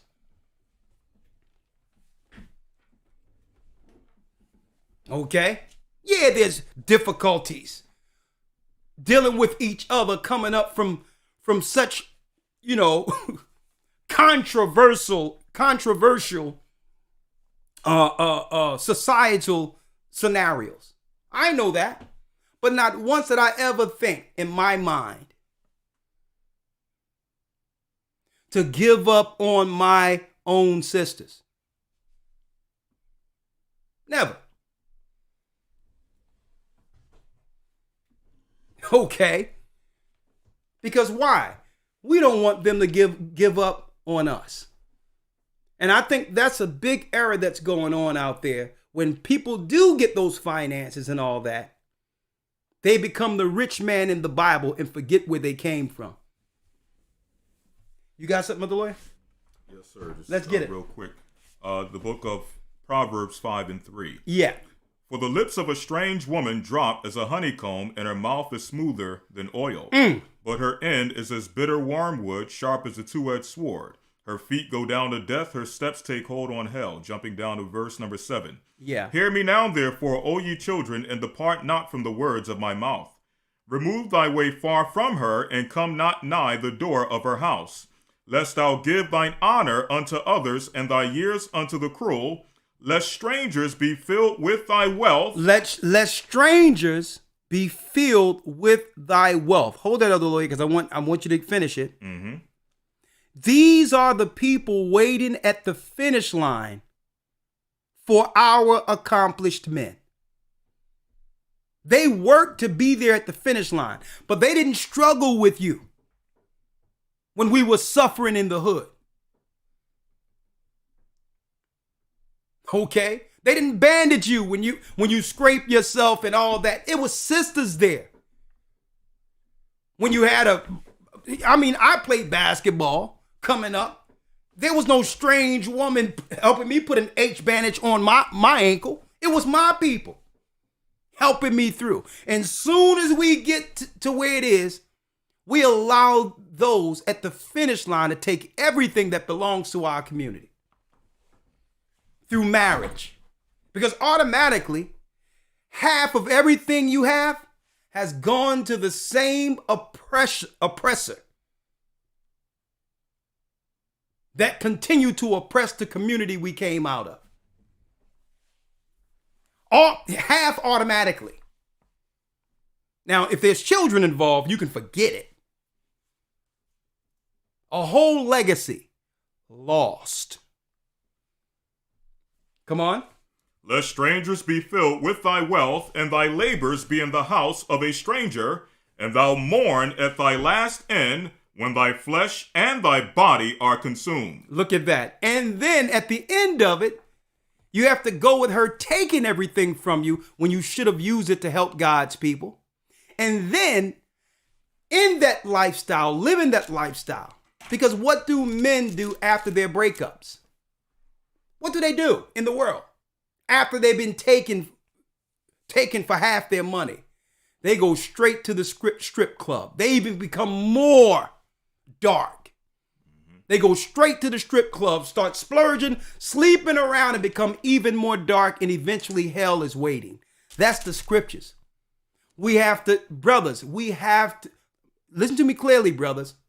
We cannot get with women, brothers, who have these bucket lists, who are waiting for you at the finish line and wasn't there from your youth, from the beginning. Someone who will work with you.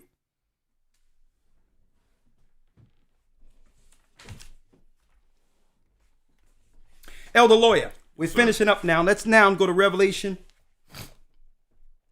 3:14. Revelation 3, verse number 14. And unto the angel of the church of the Laodiceans write, These things saith the Amen, the faithful and true witness, the beginning of the creation of God. Come on. I know thy works, that thou art neither hot or cold. I would that thou wert cold or hot. So then, because thou art lukewarm, and neither cold nor hot, I will spew you out of my mouth. So he's saying, well, listen, we can't be lukewarm. Play the middle. Either we're going to be down with the Most High or try to have the social acceptance within this world. And see, and this is one thing I love about the church, in specific, the Gathering of Christ Church. Why? Because we were able to develop a friendship, a community, a network, by being able to keep relationships intact. Where any fun or anything we would like to do, it can happen within us without it being something unrighteous. If there's a show we want to do, or if there's a have the children sing or whatever, if we want to sit down and play games, whatever it is, game night, throw barbecue on, whatever it is. It was developed with being able to keep relationships intact under Christ, under the Most High. So that what? We're not missing out. I don't feel that any of us are missing out of anything. We don't envy the wicked. Keeping relationships intact was the key. Now, before you go there, because I wanted to stop that, the hot or cold, because I'm going to go there. I want to deal with charity, which is love, real quick, to show you what that rich man was missing. It's in Corinthians 13. I think it's 2 Corinthians 13, right? Let's get it real quick. It's 1 Corinthians 13. Right? And we're going to start at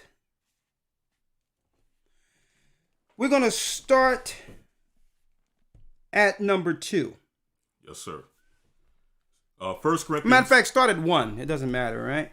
Now, every place you see charity, another word that is in Greek is love. Love. Okay? So, I was talking about being spiritually rich. I mean, being socially rich under the world, but yet spiritually poor. Right? The things we are about to mention doesn't take money. Doesn't take a lot of money.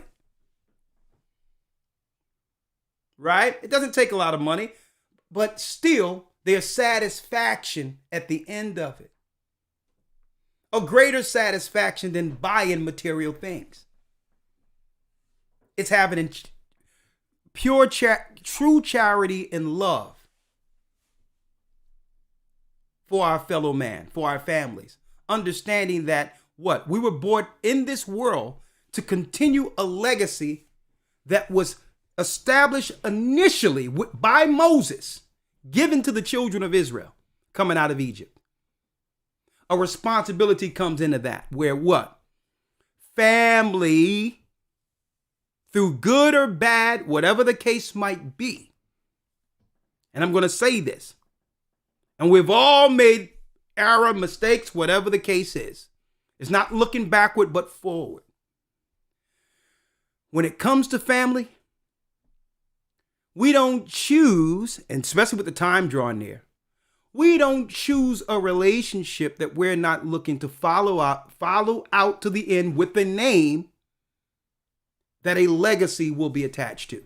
That is the end game of any relationship, man and woman coming together, where the conversation almost immediately is not just what y'all like and the things y'all have in common,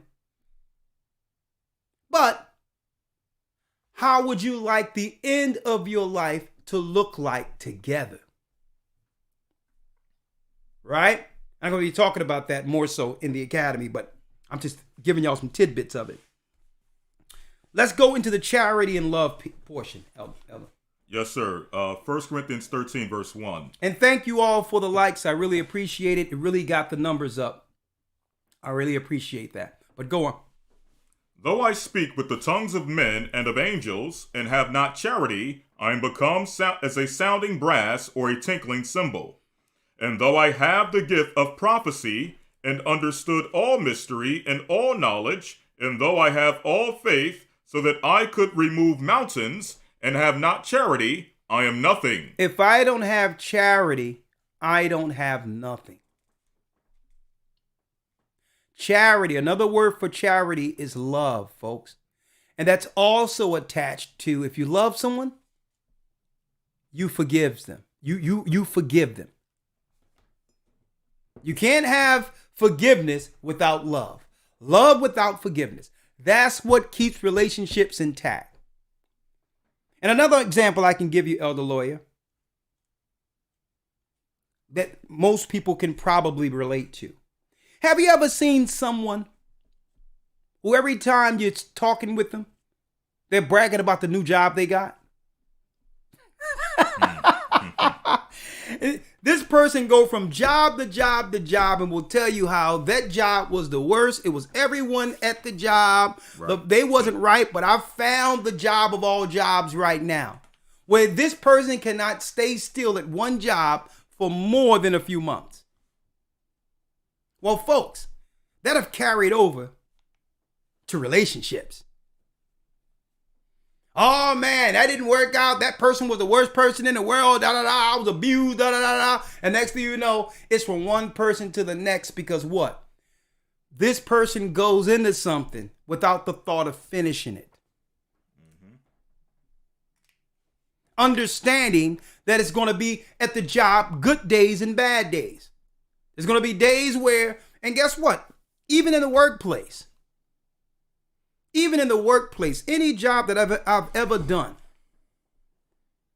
and I had a few of them, being a waiter, insurance agent, many things. I ran a call floor, many things. Worked for a Fortune 500 company. I've always did what? Took pride in my contribution there. It wasn't just a job for me. I was showing forth what? My gifts. It wasn't about, and I would have a plan within that company. And took pride in that. And you know what? That's good. Showing that you can keep relationships intact. And this is what we've done, especially in the world of the internet. People are now jumping from one person to the next, one person to the next, one relation to the next, but not realizing the trade-off.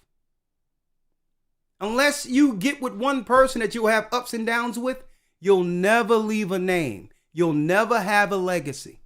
You'll have a bunch of excuses to why everyone else was wrong. And at the end, you are alone with no name to carry on, no legacy to actually give our children. And it's a shame. We're living in a time now, and I'm seeing it, and it's a shame. It wasn't like this before, where our people don't even have money to bury their own family anymore without fundraising online. It wasn't like that. We had a plan. But it all is tantamount to what? The love of many shall wax cold. There's no more charity. There's no relationships intact no more. So there's nobody for us at the end of our lives.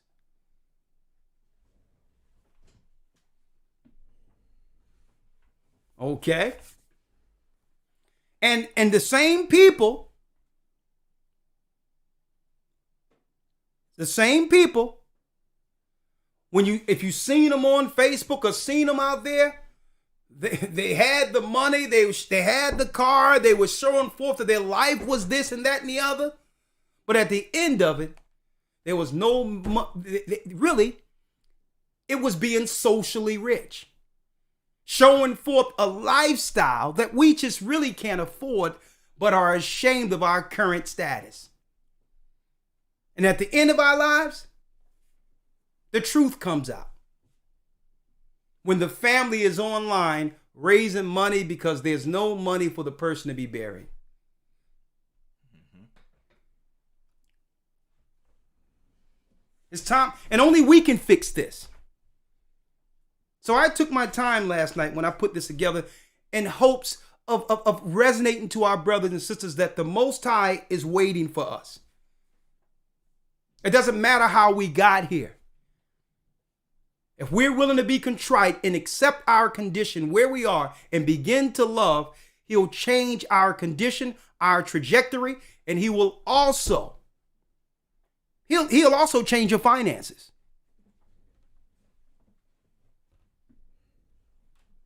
Because now you've agreed with the Most High to stick things out with those you love instead of making enemies. To stick things out with them like he stuck things out with you. He forgave us for so many things we did against him, and he still accepts us at the end. He didn't discard us and say, I don't want nothing to do with you as an individual. No. So we're going to have to start sticking things out through the good or bad for the sake of legacy. Read. Verse 3. And though I bestow all my gifts to feed the poor, and though I give my body to be burnt, and have not charity, it profiteth me nothing. It profits nothing, brothers and sisters, if you're doing all these things, but yet there's no love behind it. And an example I can give you is you would find people in this earth that rarely will do something for others unless there's something in it for them. That's not charity. That's exchange. And there's a lot of people out there. They'll rarely do anything for someone else just out of the kindness of their hearts unless there's something in it for them. They're always coming with, well, can you do this? Or, by the way, there's something I wanted to talk to you about. Why can't you just love? Why can't you just give without expecting anything? That's not true love. Where are you, Elder Lawya? Verse 4. Come on. Charity suffereth long. Hold up. Charity, what? Suffereth long. Charity, which is love, suffereth long, which means it's patient. Sometimes there's going to be scenarios that's going to have you what? That will try to drive you to walk out. Only to have to build from scratch. So what of all the time that was invested to build something? How many times do we think the Most High going to give us to start over? With a stranger. With a new friend. Charity what? Charity suffereth long. Suffereth long, that means it's like, you know what? I'm on my last leg with this. I don't know how long I'm going to do it. This, that, and the other. But you know what? My charity and my love will help me pray for endurance. It may be a bad day today, but it could be a better day tomorrow. I'm not giving up. See, and this is how the Most High in Christ deals with us. Right? Read on. Charity suffereth long and is kind. Charity envieth not. Charity vaunteth. It's kind and it envieth not. Charity doesn't look at someone and because they have something, you would envy that person for their blessings. Charity, when you really love and care for someone, you celebrate their accomplishments, their growth. You thank the Most High when He have exalted them and put them in position to help others. You don't look at how he get that or how she got that. It must be something wrong. And you know what? That only happens amongst our people. I've never seen anyone in other races of people ask, how did Bill Gates get that? Or how did they, it's our people. Okay. How did Jeff Bezos get that? No, you know what they do? They like, you know what? It's an abundance mentality to say that, listen, if our image is that, eventually, what? Other races of people are going to look at me by association and treat me a certain type of way because I look like him. This is how they think. They're not going to hate on those who succeed. They know by association, they automatically get respect if their people are looked upon as resourceful. Or the haves. By default, by the image alone, the other men and other women benefit from those who have amongst other races, and they understand the image component. It's only us to look at how you get that, or what? It must be the Illuminati. It must be this. It must be that. It's because that's what the Bible calls envying. Let's read that last piece again. Yes, sir. Verse 4. Charity suffereth long and is kind. Charity envieth not. Charity envieth not. You appreciate when others have something. Read.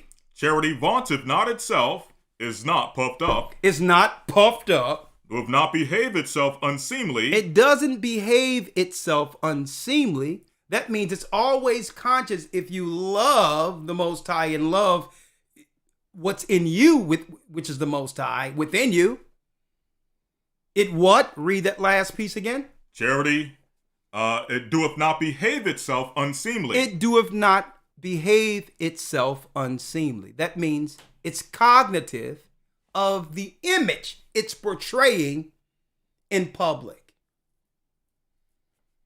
Right? There's a certain speech. There's a certain way to communicate, even when it's in the world. You'll never see someone who has serious love and a good spirit using profanity in public or at all. There's nothing more uncomely to see people just cursing out their sides of their mouth. And it's even double worse as a curse when you hear women doing it. Ugly. You don't carry yourself unseemly. You're conscious of what shame looks like. Right? You want a woman, what? Demure. Agreeable. Nice. Not cursing like sailors.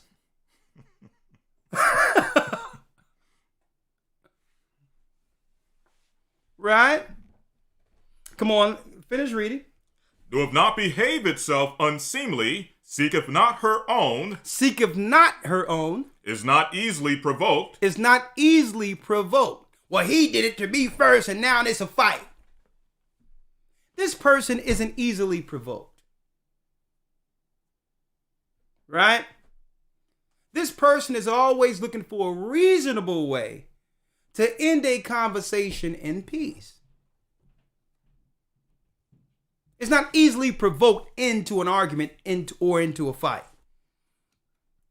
Someone instigating you and you're taking the bait. Nah, I'm good. Read. Verse number, or the middle of verse 5. Is not easily provoked, thinketh no evil, rejoiceth not in iniquity. Rejoiceth not in iniquity. Hold up now. I got to show this now. Hold up. I have to show this now. Rejoiceth not in what? Iniquity. And rejoiceth not with what? In iniquity. Socially rich, but spiritually poor. Say it again. Rejoiceth not in iniquity. Rejoiceth not in iniquity. But rejoiceth in truth. But rejoiceth in truth.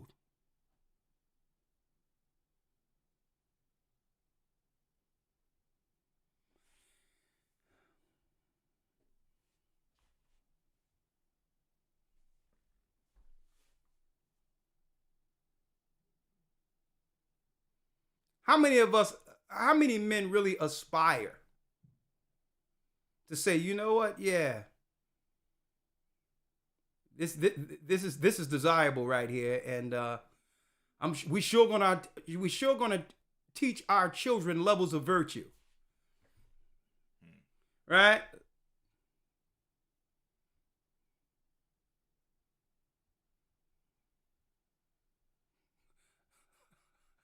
Drop it like it's hot. And any of you can do this for the low price of $8. For the low price, let me see how much it costs on Amazon. How much it costs on Amazon to get a stack. You can get a Flatius movie prop money. Let me click on it. There you go. Flattiest movie prop money, full print, for the actual size. For how much? For the very low price of $9.99. How many of you want to look like you got it going on? Because that's what be going on Instagram and all of that. And it's time, our brothers and sisters, stop looking at that as reality and now putting undue pressure on yourself. Okay? Undue pressure on yourself, believing that the online life is real, and now you're going to put a pressure on the person you get with to actually do what? To actually sustain for you a lifestyle that doesn't exist. For the low price of $9.99, you can floss too. Okay?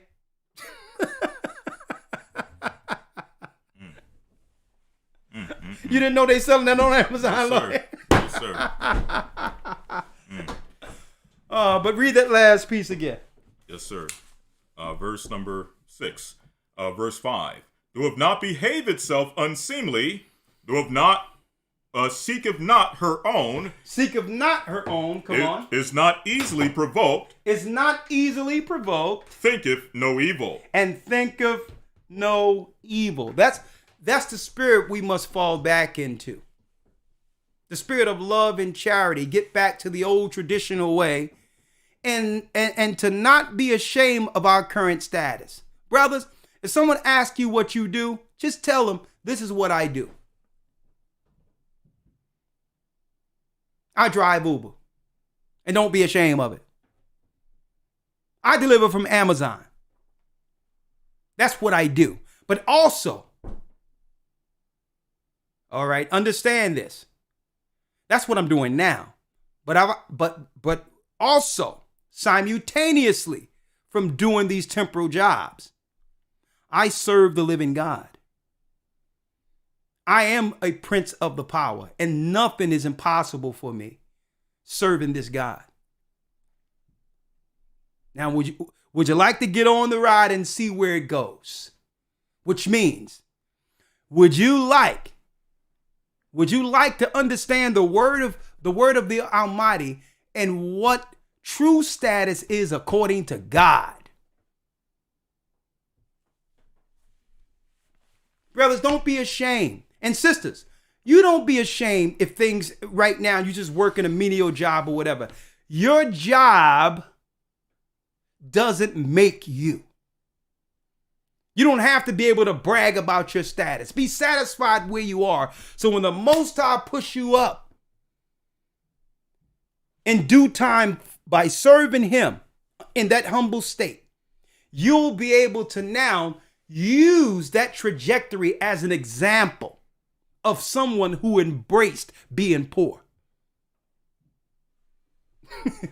or having nothing. You'll be able to give all glory to the Most High, who put you in a position to build a legacy for your family when you had nothing. Elder Lawya, only a few more. Yes, sir. Let's now go to Revelations 3, 14 through 17 again.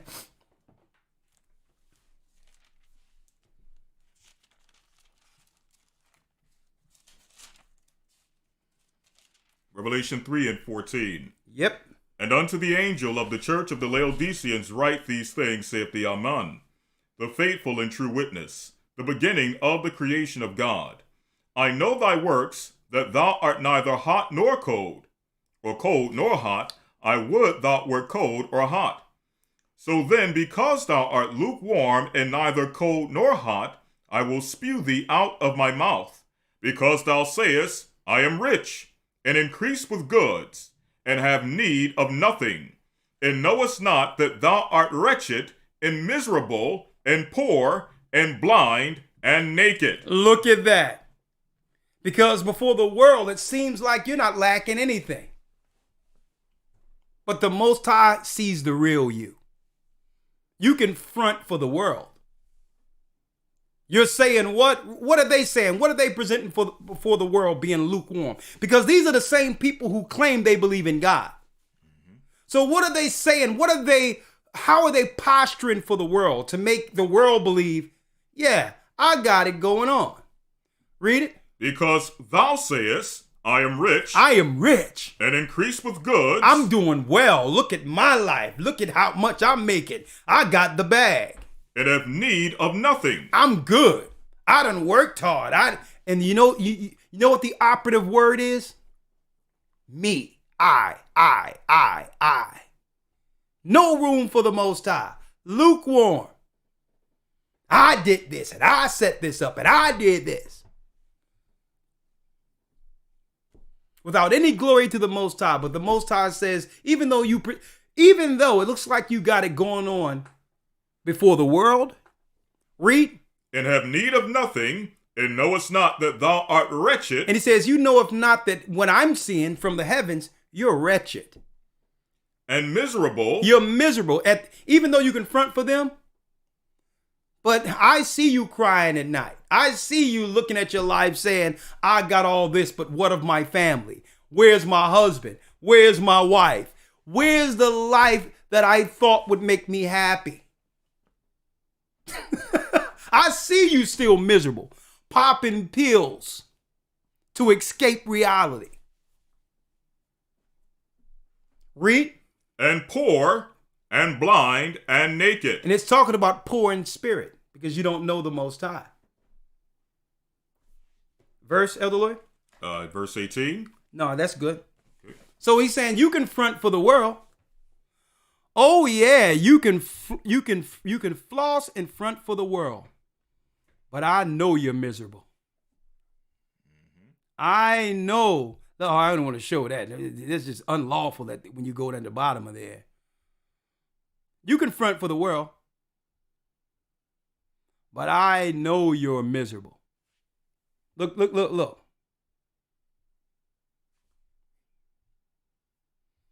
Money.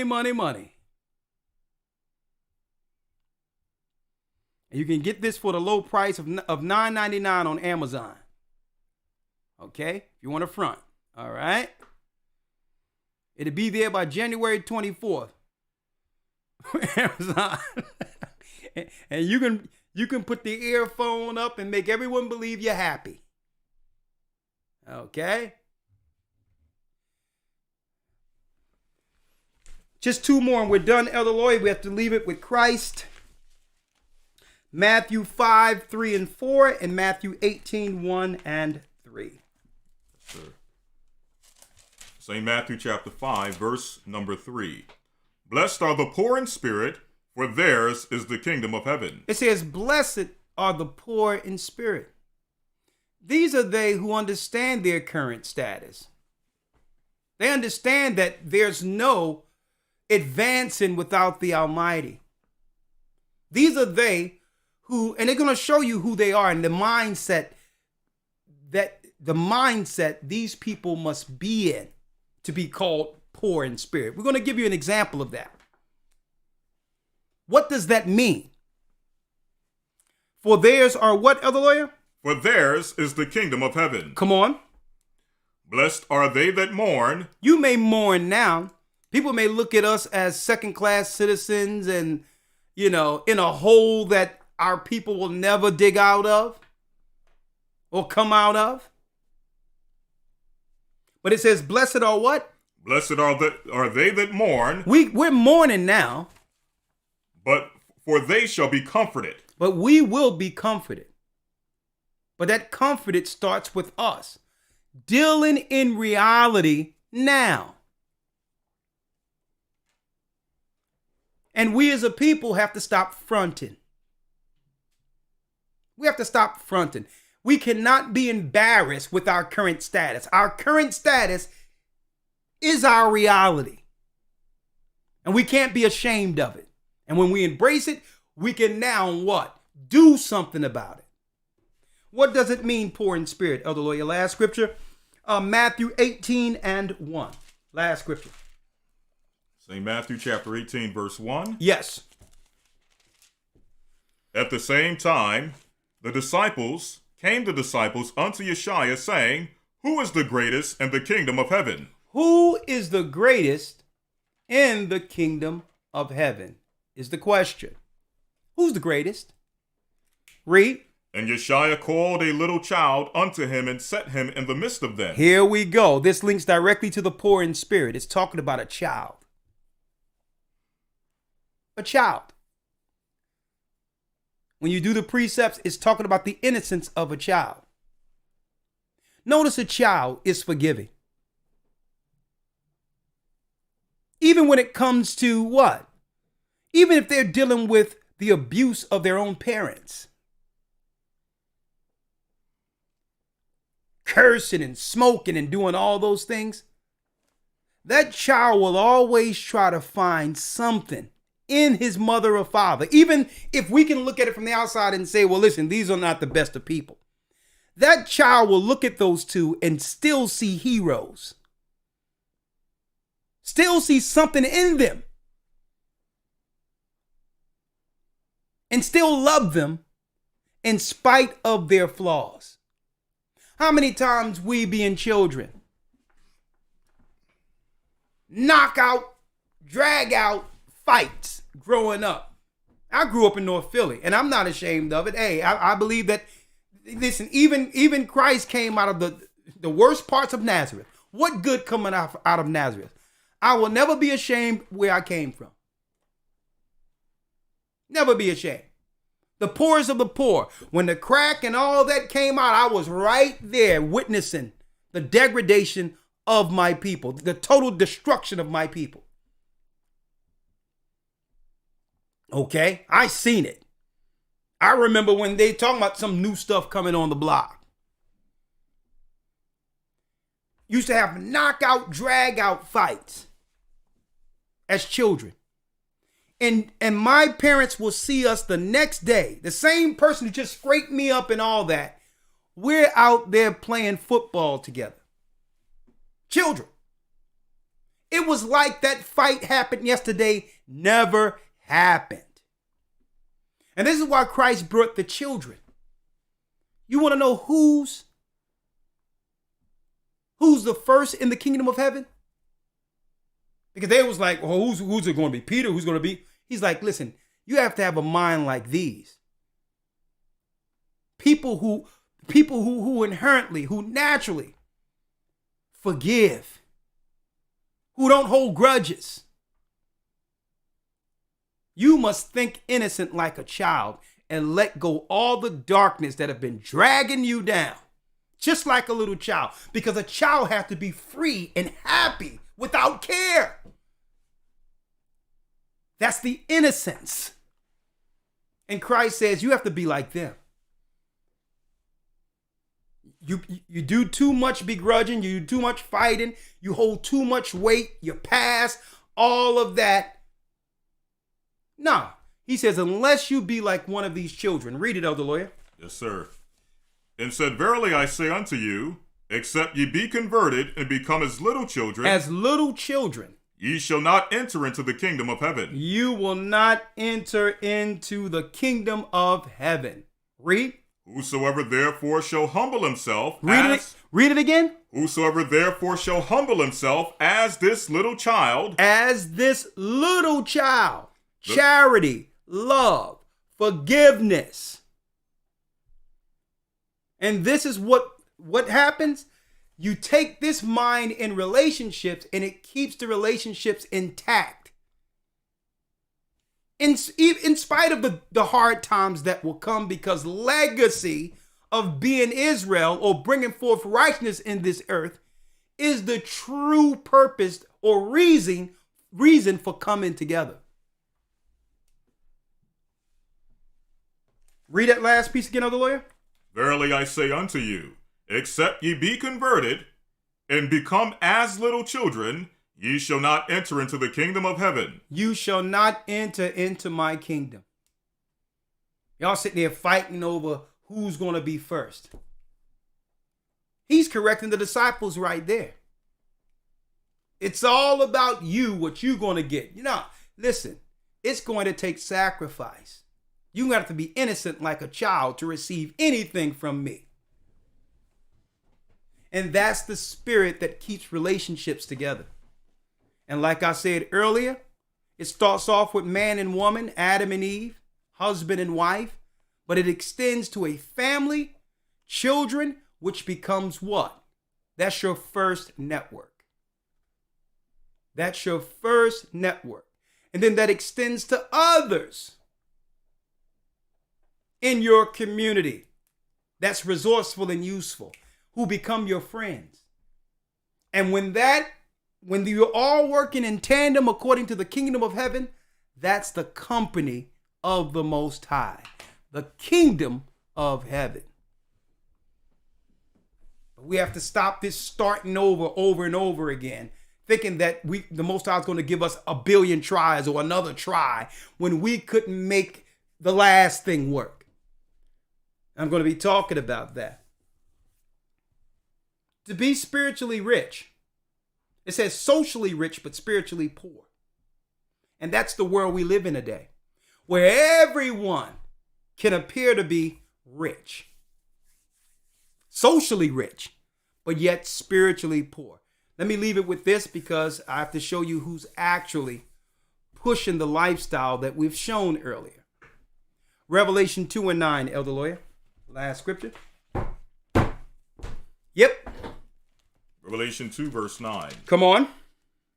I know thy works and tribulation and poverty. So the Most High know the condition his people are in throughout the earth, suffering, being made into third world countries with the countries we do run. He know we're suffering. He know we are impoverished. But yet he said, thou art rich. There's something in us, folks, that money cannot buy. And it's running through our bloodstream.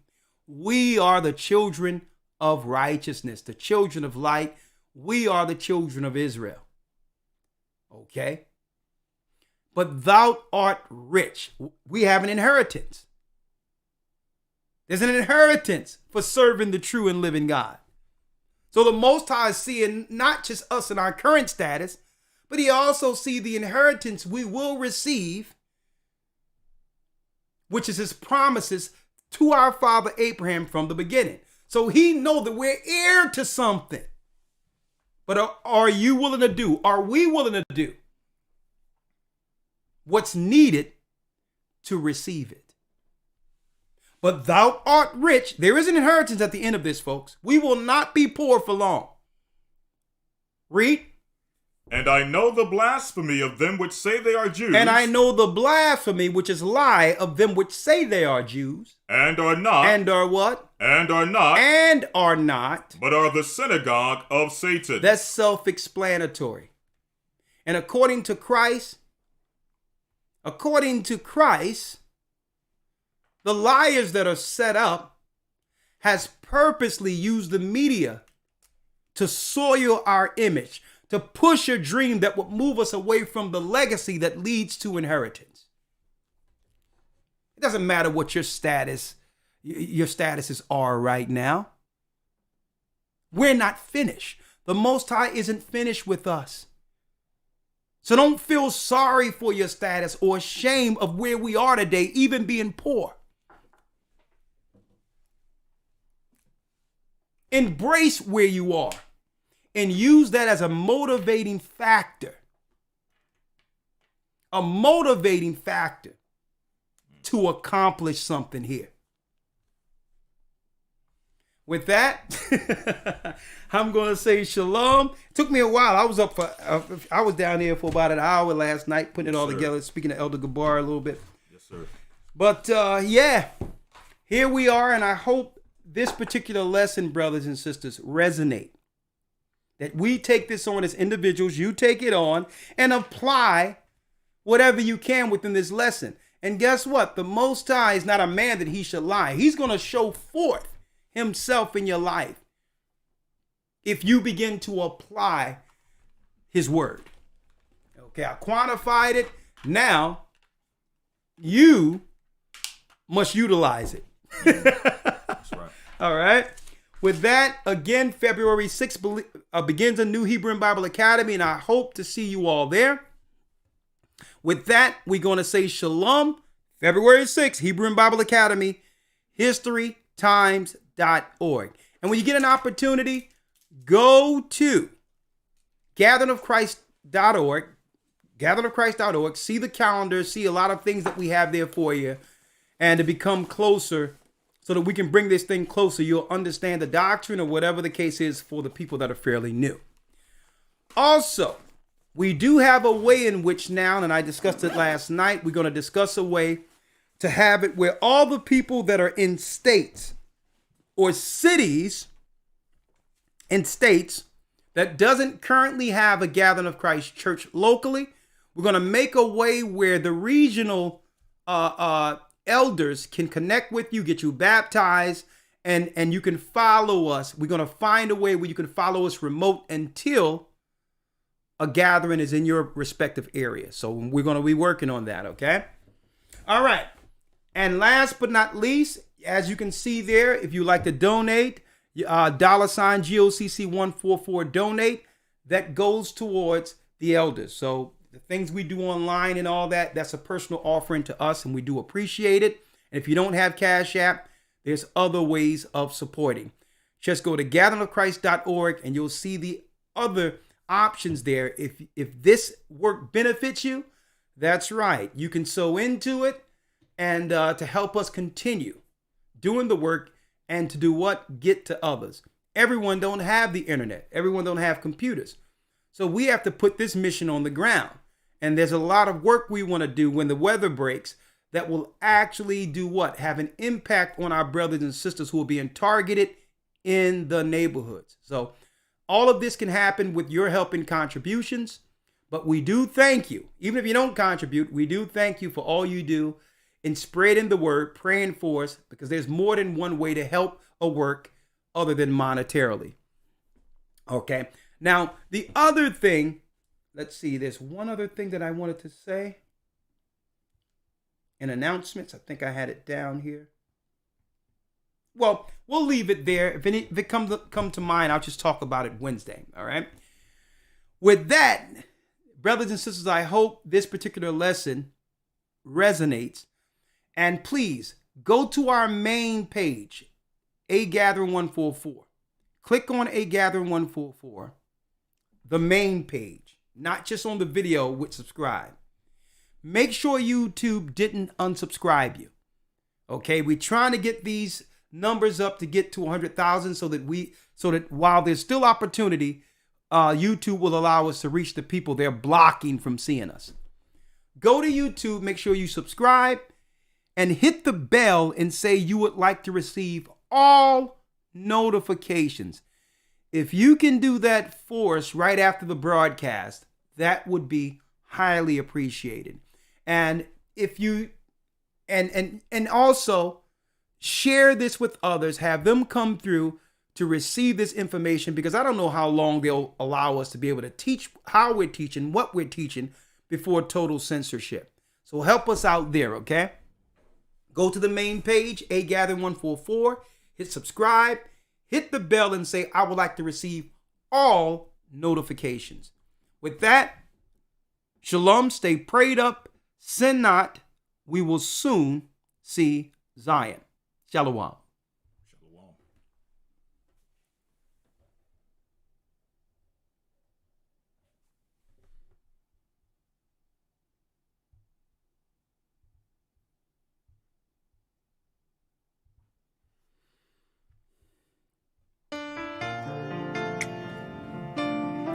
To Zion.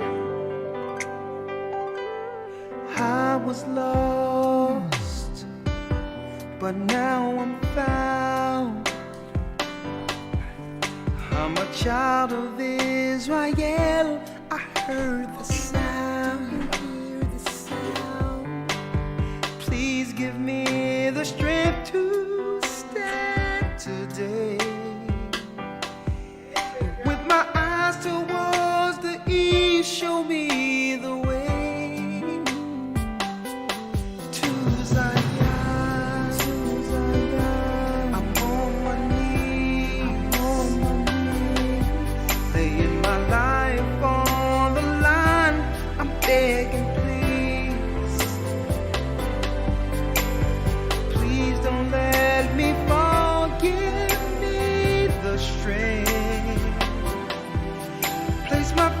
Lord, guide my path, show me the way to Zion. I opened up the book and see that the apple of your eye included me.